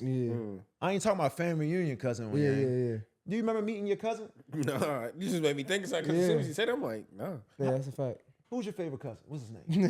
Peter. Do you remember meeting Peter? No, we been locked in, bro. I don't remember meeting none of my cousins, yo. I don't remember meeting Baltimore. I remember meeting Edgewood. I can tell you the first time I met an Edgewood friend. I don't remember my few friends on Monroe and Baker. I don't remember meeting them.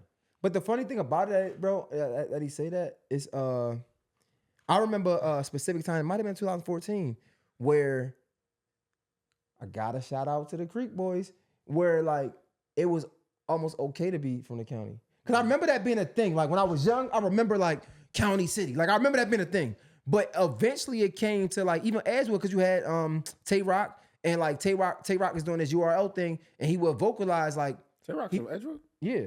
We were neighbors. But that's a Baltimore thing. I thought he was from Baltimore. That's why I said it's really a Baltimore. That's what I'm saying. I wouldn't have even known that. I was always confused with that because I was always the only human being in my family that grew up in Edgewood. Yeah. So to feel that detachment away from being accepted because you from Edgewood, I never felt that. Because my entire existence was Baltimore. All my grandmother, all my aunts and uncles. I got, you know how people know how many cousins they got, know how many aunts and uncles you got? I don't. My family is gigantic and everything is, ain't that very rich, Lord Richard. My name's Richard. I thought my name was Richard my whole life.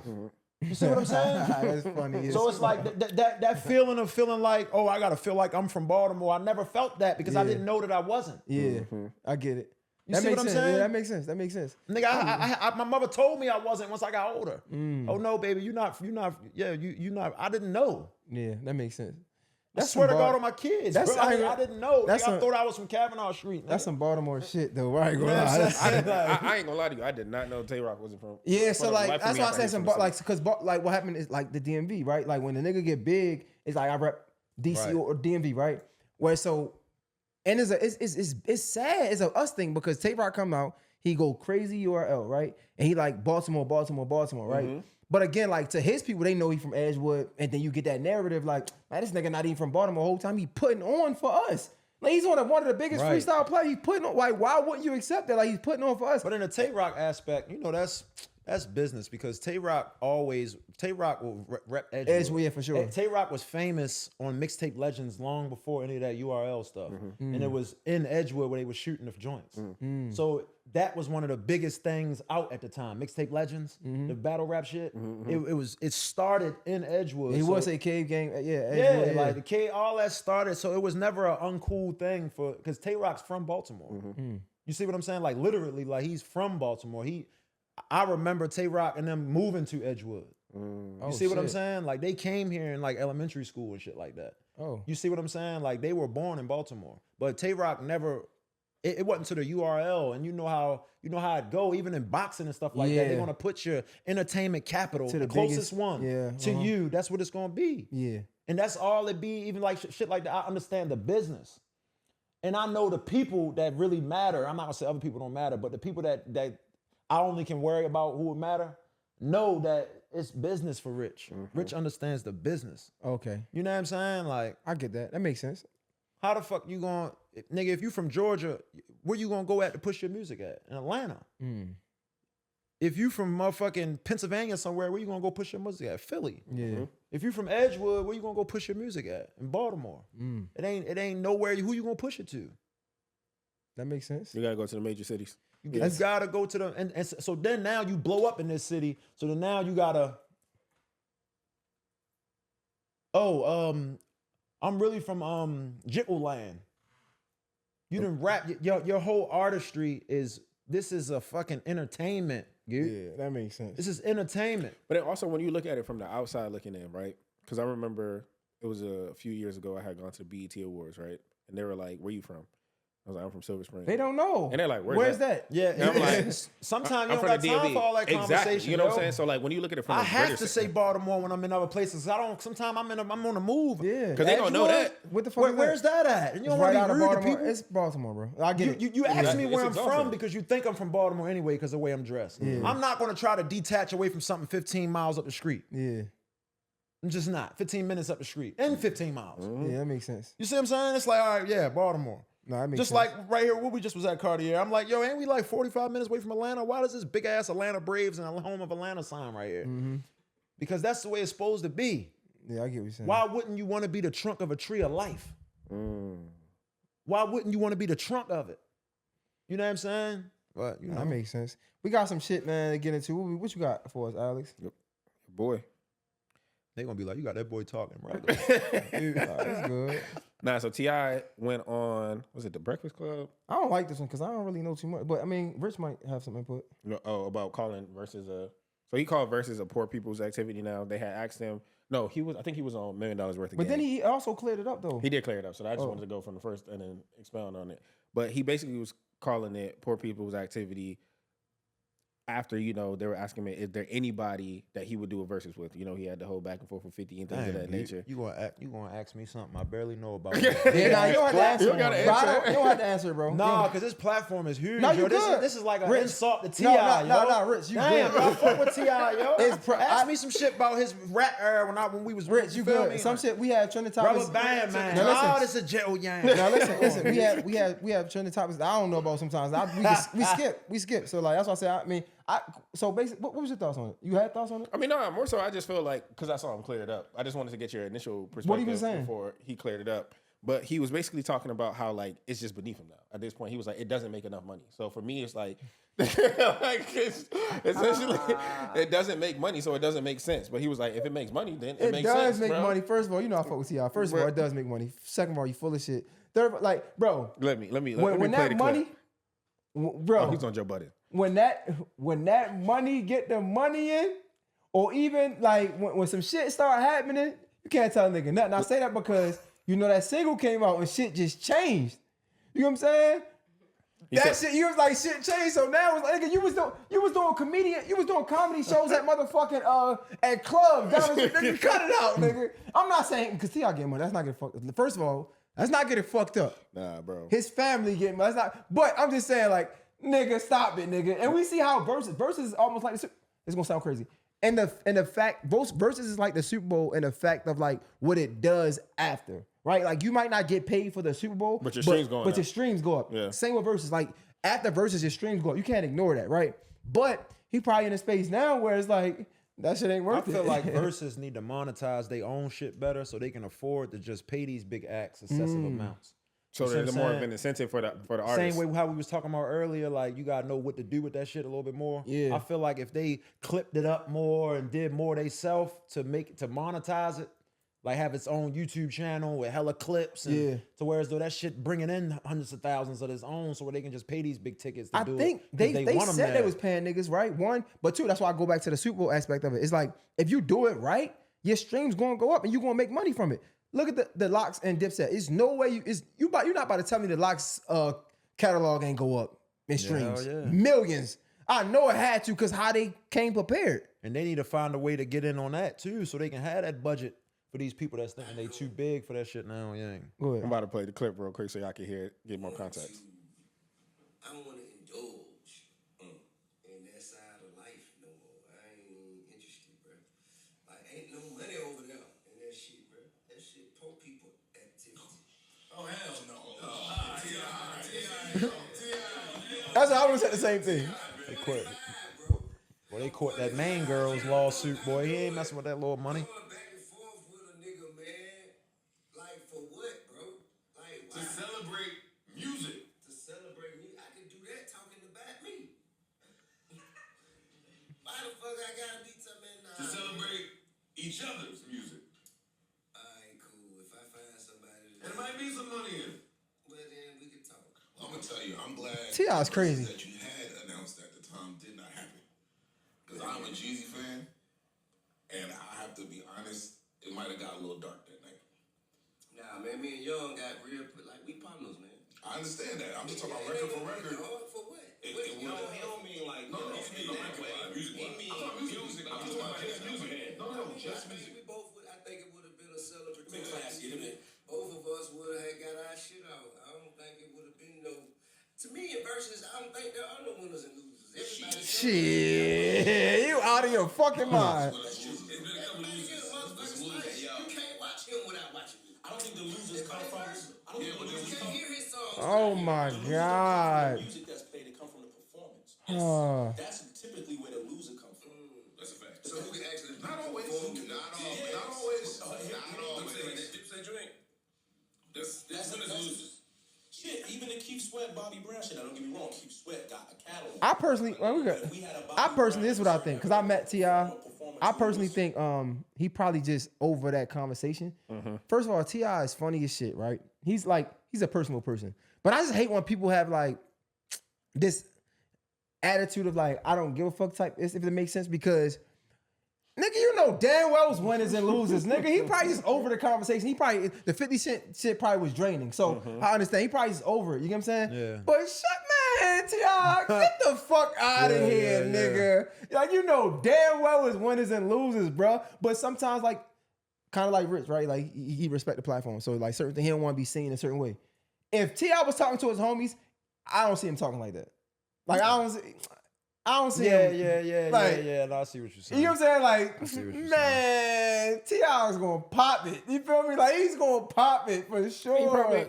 I mean, that's what started everything, right? Yeah. Because he was talking about the whole 50 Cent thing. I'm gonna bridge that gap though, Yang. We was talking about earlier as far as like with the Baltimore Edgewood thing. Yeah. I'm gonna bridge that gap, dude. Because what people don't realize is I'm creating open things in Edgewood where that ain't in Baltimore, and you're gonna have to come to Edgewood to indulge in it. You know what I'm saying? And then another thing, it's like, what people want me to roll over and die? I'm only 35. It's like I still got a whole nother chapter of life where I'm gonna be buying properties, and it's still another chapter of life of me where it ain't much room in Baltimore to even do it at. Bro, I ain't so where I'm gonna do it at, I gotta come home to do it. You know what I'm saying? You from fucking Baltimore. If I'm in the city, you from Edgewood, nigga. Yeah. Like, we ain't about to keep giving that shit that much. Like, cause that's some local shit. Hey yo, that topic is a good. No, it is. Comments, it is. No, it's a business for me. I believe you. But back to this shit real quick, bro. I ain't gonna lie. Like, what I will say is though, I understand why T.I. could be frustrated though, cause niggas won't give him his respect he deserved, and he had to show up again and show niggas like, bro, I'm not mad, especially when it comes to the music. And I'm a up north nigga, so I gotta just be honest, bro. I was one of them. But when you start thinking, T.I. catalog ain't to be fucked with, bro. No, he got hits. We said that that time. Though. Yeah, like niggas can play with if they want. So I understand his frustration. Like for sure, he should be frustrated because like niggas play in my face, especially 50 Cent.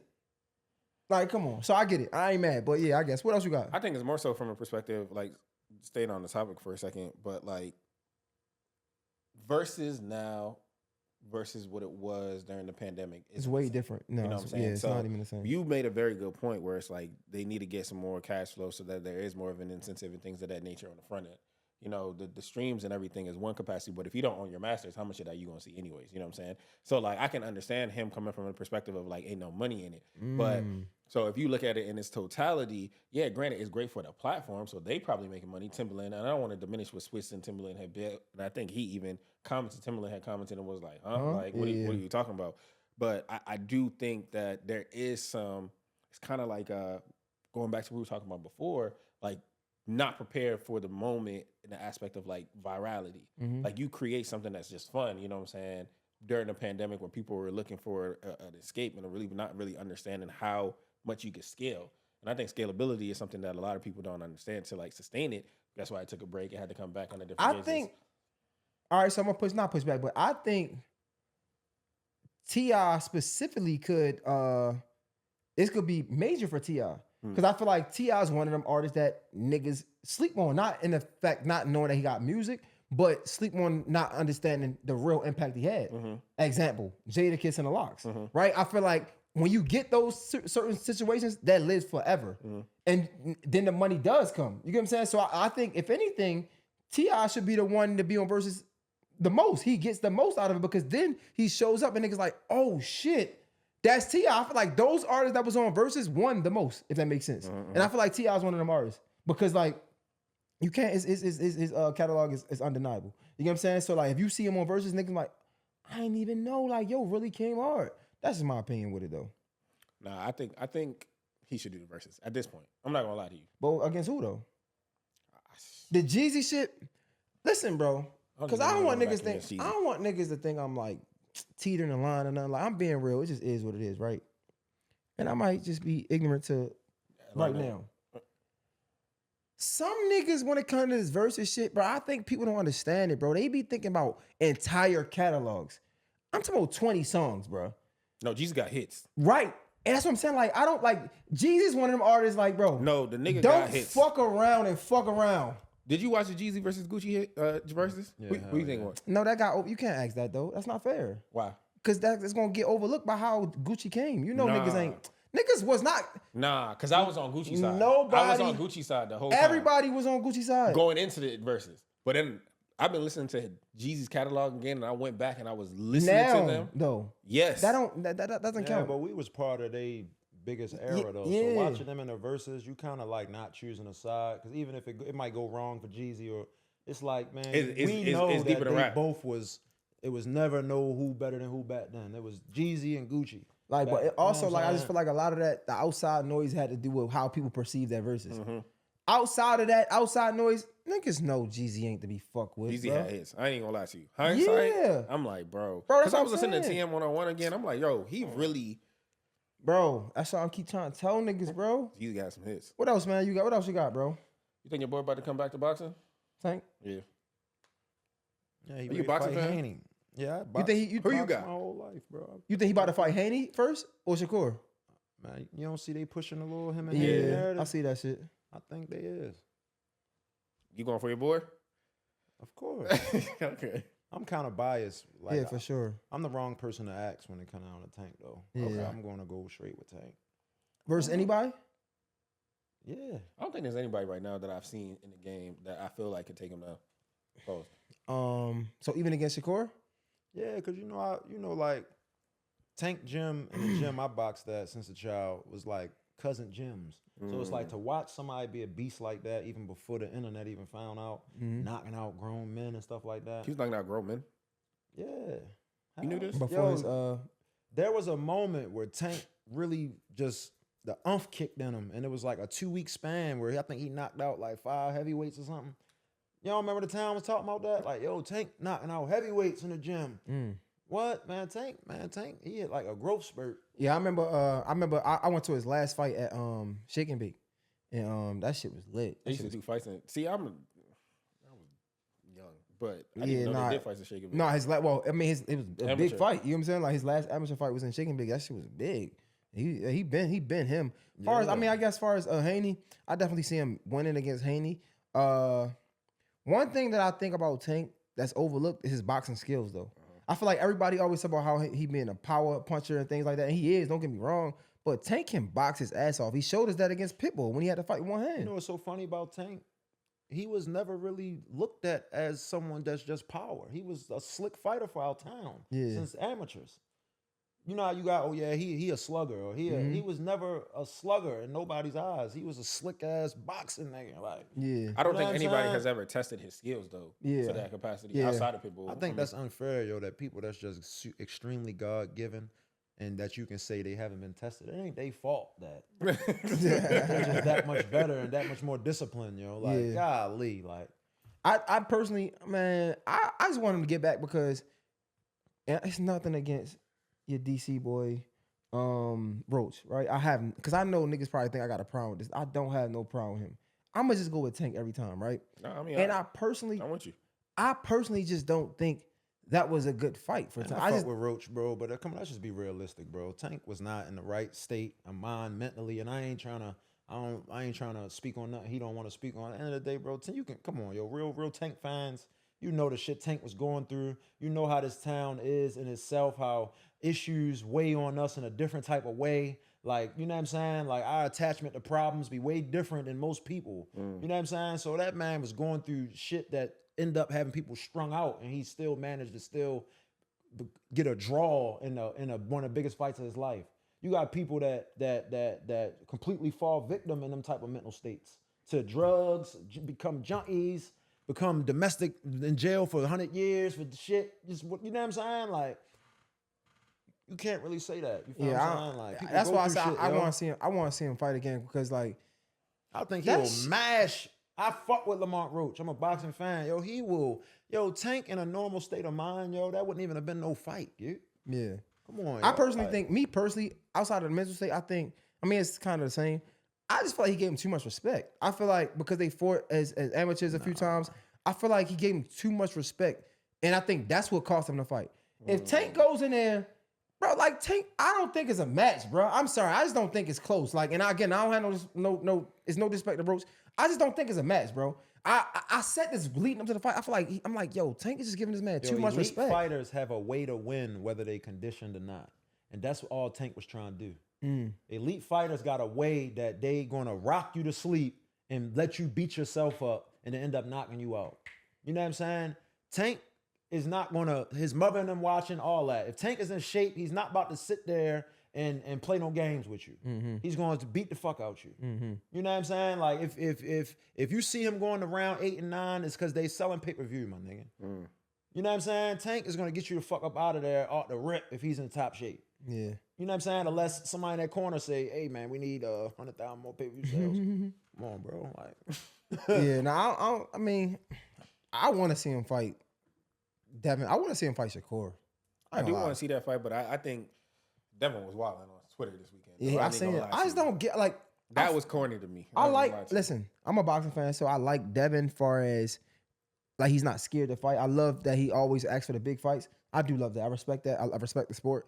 It's just, when I think of Tank, and it's nothing against Devin, like, I just feel like Shakur, when it comes to skill, is on a higher tier than Devin Haney, especially right now. So if you ask me who I want to see him fight, I want him to see him fight the best. You know what I'm saying? Like, it's nothing against Devin Haney. It's just, I mean, if you ask me who was better out of Devin Haney and Shakur Stevenson, I would say Shakur Stevenson. Therefore, I want to see him fight Tank. Who do you fight? T.O.? Devin fought, I mean, not Devin. Shakur. Shakur fought T.O., and I think that was the first time we saw him let his hands go. Nah, the first time was, I think, Zepeda. Zepeda? Oh, was it Zepeda? In New York. Who fought T.O.? Yeah, and, like, that's because everybody kept saying, like, well, that's been the narrative that his hands, he got pillow hands. Nigga, he fought Zepeda, beat the shit out of him. Like, that shit was crazy, bro. Like, I was like, damn. Yeah, I think it was Zepeda. I'm like, bro, but what's his? Because it was on the Berlanga fight. Yes. Edgar Berlanga. Yeah. But then when he fought Tio, Yeah, you know, they it were was saying like saying, Tio yeah. ain't no slouch. You know what I'm saying? And So, he beat he bro, that's made the it best. look That's one easy. of his best fights I ever seen him fight, bro. Because he you know, normally he's Yeah. shifty. He's a counterpuncher. Everybody know that. Everybody know he's a mean counterpuncher. But he was walking down Tio. He got the juice right now, and I think that's why I think he should fight cool. Tank. He definitely got the juice right now. But I'm also not mad at Tank for not wanting to fight these niggas. Like, because if you fuck with niggas like this story about Shakur, if you fuck with niggas and niggas really just do you dirty, like I'm not trying to get these niggas no money. So I understand that. You know what I'm saying? I understand him not wanting to fight niggas and to have them benefit off his name. But I do feel like Shakur got it right now. I feel like he should fight Shakur. I wouldn't be mad if he fought Ron again though. Beat the shit out of Who? Shakur. Ryan Garcia. I don't want to see him fight. I wouldn't be mad if he fought him again. It's kind of like a welcome back fight. Stop it. No, bro. Nah. I want to see him fight Shakur so niggas can shut the fuck up.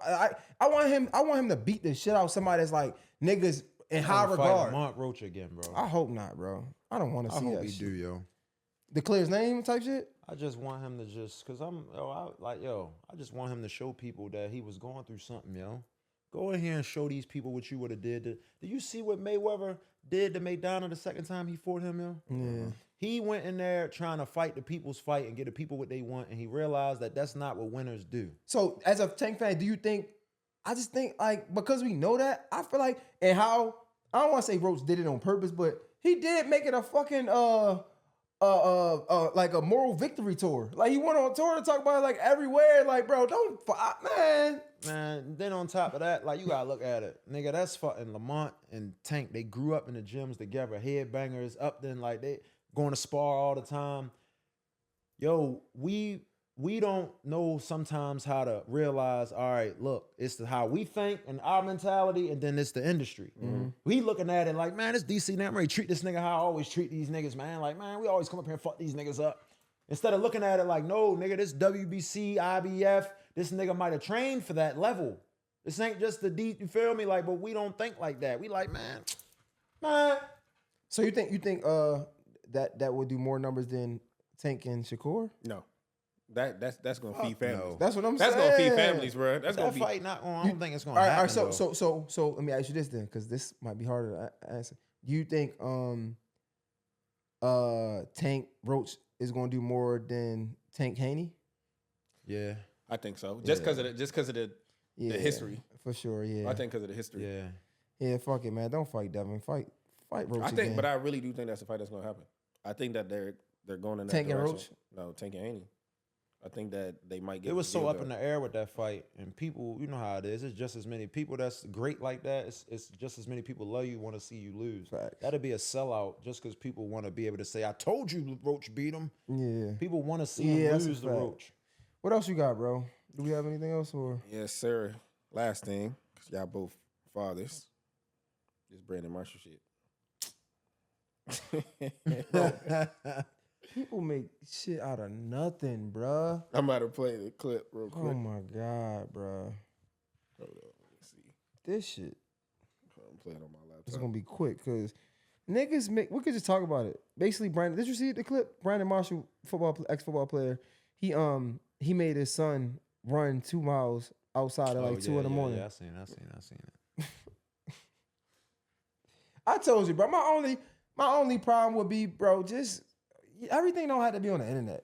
Cause who gives a fuck? Like, yo, you in your son life, you disciplining your son. If he doing some bullshit, yeah, it's 2 o'clock. He uncomfortable. He probably tired. Yeah, nigga, run them 2 fucking miles. Nigga, what the fuck you talking about? But once you put it on the internet, you subject to everybody's opinion. Now it's on fucking all these media platforms. Like, what are we criticizing the man about? Nothing. For being a good father, then y'all criticize niggas that ain't there for that. Shut the fuck up. I still like I was saying earlier, yo. This is the beginning of a world change, yo. In 20 years, yo, it's going to be very normal to post things on the internet. You know what I'm saying? Like, we kind of still stuck in the old times of like, why people need to see it? If you're going to give somebody to the homeless, just why you? Because this is the way the world is now. You know what I'm saying? Like, nigga, I'm sure these people that's dead and gone wish they had a way to motivate hundreds of thousands of people to do something. So I just feel like you can keep personal things personal though. Everything don't have to be on the internet. Yeah, but it's 2026 and soon it'll be 2040 and it's going to be normal. Like, this is just the way the world is now. You don't feel like there needs to be balance though? It's not. I mean, why you think people get so much nostalgicness when they see old stuff? Because that shit then went crazy, and it's like it really hurts some of us to see nostalgic moments. Like, dang, I missed that. Like, as if, like, God, that ain't been that long, but a lot has happened. Shit just different. Shit just different. Yeah, I don't know. I just feel like, I don't know. For People niggas, get a lot more peace of mind, yo, if they kind of let go of that issue with doing it for the net thing. I just feel like when I'm saying the criticism behind it, though, I just feel like it could have been avoided. You know what I'm saying? Like, people are criticizing the man for, in my opinion, just being a father. Like, and I just feel like, do you want that? Especially because I would assume that Brandon Marshall don't like the criticism. I would assume that he's like, he has a problem with the criticism. So in my opinion, it's like, if you're gonna have a problem with the criticism, why put that out to have criticism? That's why anytime I put up a clip and somebody be like, man, like I'll see like people I know commenting under the post, I'm like, man, it ain't nothing against you, Jay. I'm like, bro, this is public content for public it's public consumption for public opinions or whatever. I think I'd be so careful with the shit I post that it even hurts my brand.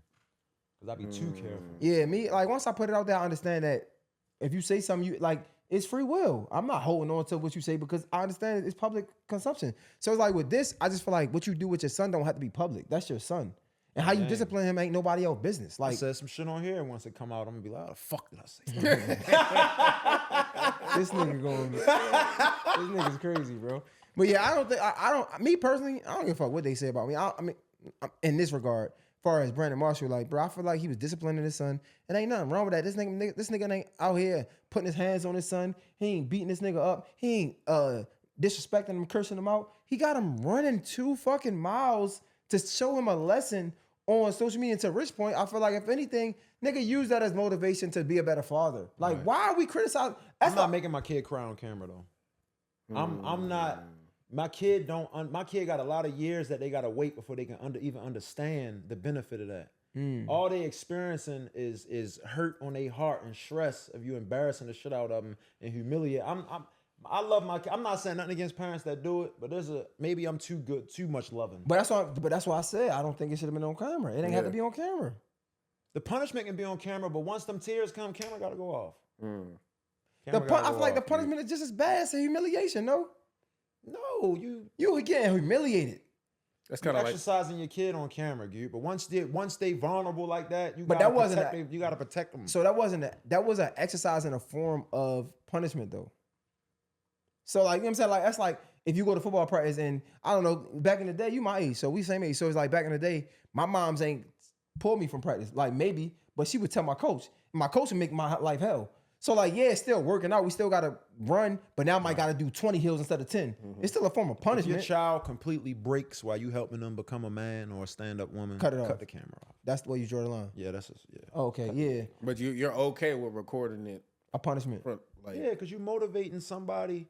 Yo, you might fuck up the motivation for somebody because somebody's heart might be too soft and they don't even fuck with it no more once they see your kid cry. But I think that's it though, even with this, because I don't think he was crying. Was he crying?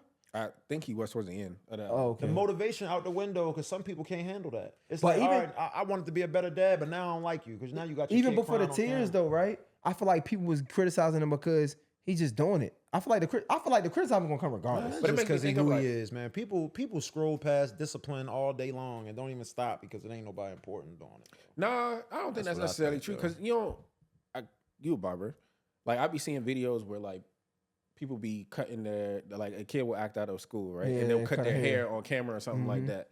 And I'll be feeling like, well, what's your thoughts on that? Those be viral videos from the Explore page that then went viral. The initial post was that's the exception. That's not the rule. Yeah, you know what I'm saying? The initial post wasn't you know what I'm saying? It became a viral thing, and you probably wouldn't even have stopped at it if it wasn't exaggerated as a viral moment, or whether it's from the view count or from the caption. If that was just a random video, you wouldn't even have took the time to even care to even look to see what it was. So as even a barber, if you did it by accident, if it was just nobody and no views there or nothing, I'm saying we're gonna scroll past it. So as a barber, he's about to ask you, do you think that's a fair punishment? Like if your kid do something so outlandish and he got dreads to get his hair cut off?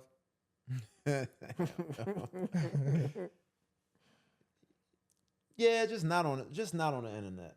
That's what I'm saying. It's not on the internet. That's what I'm saying. Totally, I'm saying the same thing. Yo, come on. I'm literally saying the same thing. Yo, so what if he don't cry? That's something that'll literally help your child for the rest of their life, and it's a one-time thing. But you don't need to make stuff like that. Bro, I literally said the same thing. No, I said the I'm same thinking exact of a way shit, bro. to debate that, but I can't even get it. I'm mad at myself, yo. So you want to debate it? I'm just having a disagreeing with you, conversation. but I don't even have it to do it. Like, damn, yo, you fuck. You cut a nigga hair on camera and then he don't cry. You just cut his hair on camera. That's embarrassing as fuck. It's a humiliation ritual. That's at that point. humiliation as fuck. So okay, I guess the real question is not No, even, I got you. we're not trying to debate. No, I'm not trying to debate either. This gonna be quick. All right. The humiliation starts when the tears come. With that barber shit, the humiliation, second you turn that camera on and you buzzing that shit off like that, that's ultimate right in the beginning of the first millisecond. That's humiliation. But just because a nigga don't cry don't mean it's not humiliating, bro. So I was gonna ask y'all this. right. All right. This is my question. This is I'm gonna ask y'all this. Do you think so? Our conversation is basically humiliation as a form of punishment. Is that fair? In general. No. Sheesh. I can't. Like, it might be. You know what's so wrong? You know what? I'm wrong, yo, because a lot of my mentors, they tell me I'm too soft. You can't say you're wrong though. You're not wrong. Listen, hear my point though. I got certain people I allow in my life as mentors. You know what I'm saying? I grew up in barbershops, a lot of older guys I still talk to.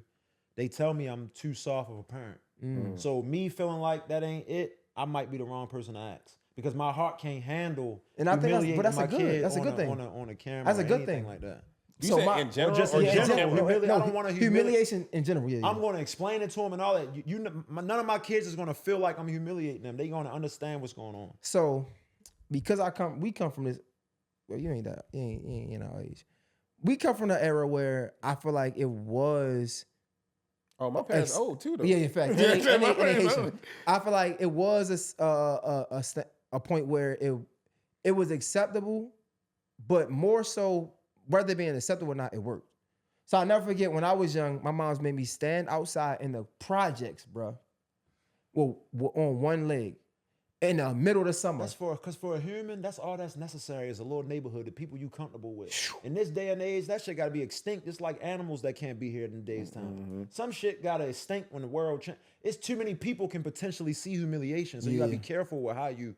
This ain't 01 where only F court or only such and such block gonna see you get humiliated. Yeah, that's why I say, like, for me, You know what I'm because saying? that's where I came from in at work. It's like asking me if I believe in corporal punishment, right? Beating your kids. It's like, I'm not going to do that because I want to be a better parent. But to ask me if it worked, I can't say it didn't because it definitely You worked don't on beat me. your kids? Huh? You don't beat your kids? Rarely. I think I might have just spanked my daughter on her leg, but like probably my first time this year. How old is she? She 2. She about to be 3. That just crushed me, bro. I can't beat my daughters. Yeah. But I'm saying I don't. But you're a great dad for that. But I'm saying though, no. I'm saying I bro. don't That's beat her. something that my daughters, they respect the shit out of me, but I see as things that they do with others that it's still disrespecting me. But they do it because they don't feel a beat. No, I'm saying I don't beat her though. I don't beat her. Like I spanked on the leg for like spanked her, like not a spanking, but like No, I hit her, commend yeah. you for you creating a great child by doing that. You think not I'm beating praying her? to God that I don't create little demonic minions. you saying by not beating her? Yeah, But bro, I feel like there's successful parenting styles that doesn't have to require. her But you got to corporal educate punishment. yourself in that Yeah, no, I department, do. though. Yeah, I feel Or like you that's gonna why I raise a said- spoiled child. Like that's why I say like I don't. To ask me if I believe in it, I would be lying to say if I didn't. I just don't do it because I want to parent better than my parents. And honestly, I'm gonna be real. With more life comes more information. I see how the world react. I'm gonna be real. Like if the world would react to it differently, I would think it's okay, right? But because I see how the world reacts to it, I'm like, all right, yeah, maybe this isn't a good thing. So I'm not going to do this. Just being real. I'm not about to. I'm not about to put myself. Now, see, that's a fact because nobody really knew how the world would react to it. Wasn't much internet back in our Yeah, parents' it's getting days. our ass whooped. All we knew was the little community or what we was taught right then. But Yeah. now if you can reach 1 billion people, a lot of them, just a small fragment of them is enough to change your mind. on how Facts, you feel yeah. about So they're certain like, shit. all right, maybe this is a bad thing. So yeah. So like, yeah, I don't beat my daughter, but back to the point, I don't beat her. But if you ask me if it works, that's a different question. So when we talk about the embarrassing thing, it's like, is that the right thing? Probably not. But I'll be lying to say if that shit don't work. But is can't it really beat your work, kids bro? nowadays, though. You go to jail. Facts. Is the humiliation really a lesson that you learn forever, or is it just something that you just suppress for the moment, and then when you get the opportunity, you show your? Because like I feel like the people that were humiliated, berated, and things of that nature that I would see like growing up, right? Like their parents didn't care who was in the house. You getting an ass whooping in front of your friends and shit like that. Which I feel like with humiliation, it did something to them in their adulthood that they're still unpacking? I mean, I think that's a great question, but I think it works because a lot of times it takes for you to be humiliated to learn a lesson, bro. Like, cause sometimes when something don't hit, if it don't cut deep enough, you'll keep doing it. You'll keep doing it until something happens that make you think twice about it. And sometimes humiliation will make you think twice about it because you know exactly how that felt. Again, I'm not saying that people should do this. I'm just saying I can understand how it works because that's a different type of pain, bro. Sometimes you learn through pain. Like a nigga will do the same thing until he get hurt deep enough. You know what I'm saying? Like a nigga rob, kill, shoot, and he ain't getting locked up. And he'll even get locked up. Nigga get locked up for a year, 6 months. You know what I'm saying? He gonna keep doing it because he see it ain't. But once a nigga get life, it's like, fuck, that shit break you. That shit'll break you. And I think humiliation is similar. Again, I'm not here promoting humiliation tactics for your kids, but I'm just saying I can see how it could work. I feel like in that capacity, right? So you mentioned it. Parents are foreign. Like, I feel like all 4 of us had different parents because you learn from the first kid what to do with the second kid, third kid, fourth kid. So by the time it got to me, that humiliation shit was out the door. I feel like. They learned. Because they saw, like I said, bro, I watched how we are all different because of different type of parents and that we had. And some would say, like, my parents were definitely more lenient, but my grandfather wasn't. So, like, Haitians do this shit they call, like, ingenue, where you have to, like, literally, it's crazy. You're on your knees sitting up and you're facing the wall. You just got to sit there for hours and people will walk by. Like, whoever's coming through the house, nothing, you just sitting there. But everybody that's within the community, they know what's going on because that's just culturally relevant. And I just remember, bro, like, some people, they put, like, rice on the ground and you sitting there, you uncomfortable. You know what I'm saying? Like, it's not meant to be comfortable because you on your knees. And I remember, bro, like, my siblings, my brother, like, my dad, man, anyways, but he would go at it with my dad. So, like, corporal punishment was something that he faced, my other sisters and things of that nature. But by the time that he got to me, I was just like, we weren't going for it. You know what I'm saying? So, like, I see the difference in the dynamic with my father because of that versus them. Do you see some characteristics in your older siblings that you wish you had? No. Not necessarily. Like, nah, I feel like nothing and none of them where you like, I wouldn't mind being as strong as him or as willing to endure as him, or it's nothing. None of your siblings. No, I feel like I endure, to be honest, no, because it more so with the women, you know what I'm saying? Like, I wish that my sisters could be softer, you know what I'm saying? Like, I feel like they became too tough because of the things that they went through, and I'd be looking at them and I feel remorse for them in some capacity of it. So, like, when I look at the characteristics in that, we go back and forth about it. I'm like, because my sister, she was like, I really want a daughter, right? And she has 3 sons. And I was like, I don't think God gonna give you a daughter because you too, like, I don't know how you gonna deal with the daughter. You know what I'm saying? I was like, maybe that might soften you up. But it's not necessarily, they have great characteristics, you know what I'm saying? But is there anything that they have that I don't have within myself? That not necessarily, because I think all the good characteristics that they got from my father, from what they did go through, he passed that along too. Right. So, I think, you're right. I think, damn, yeah, man, I know my daughter, bro, I ain't really with the beating her.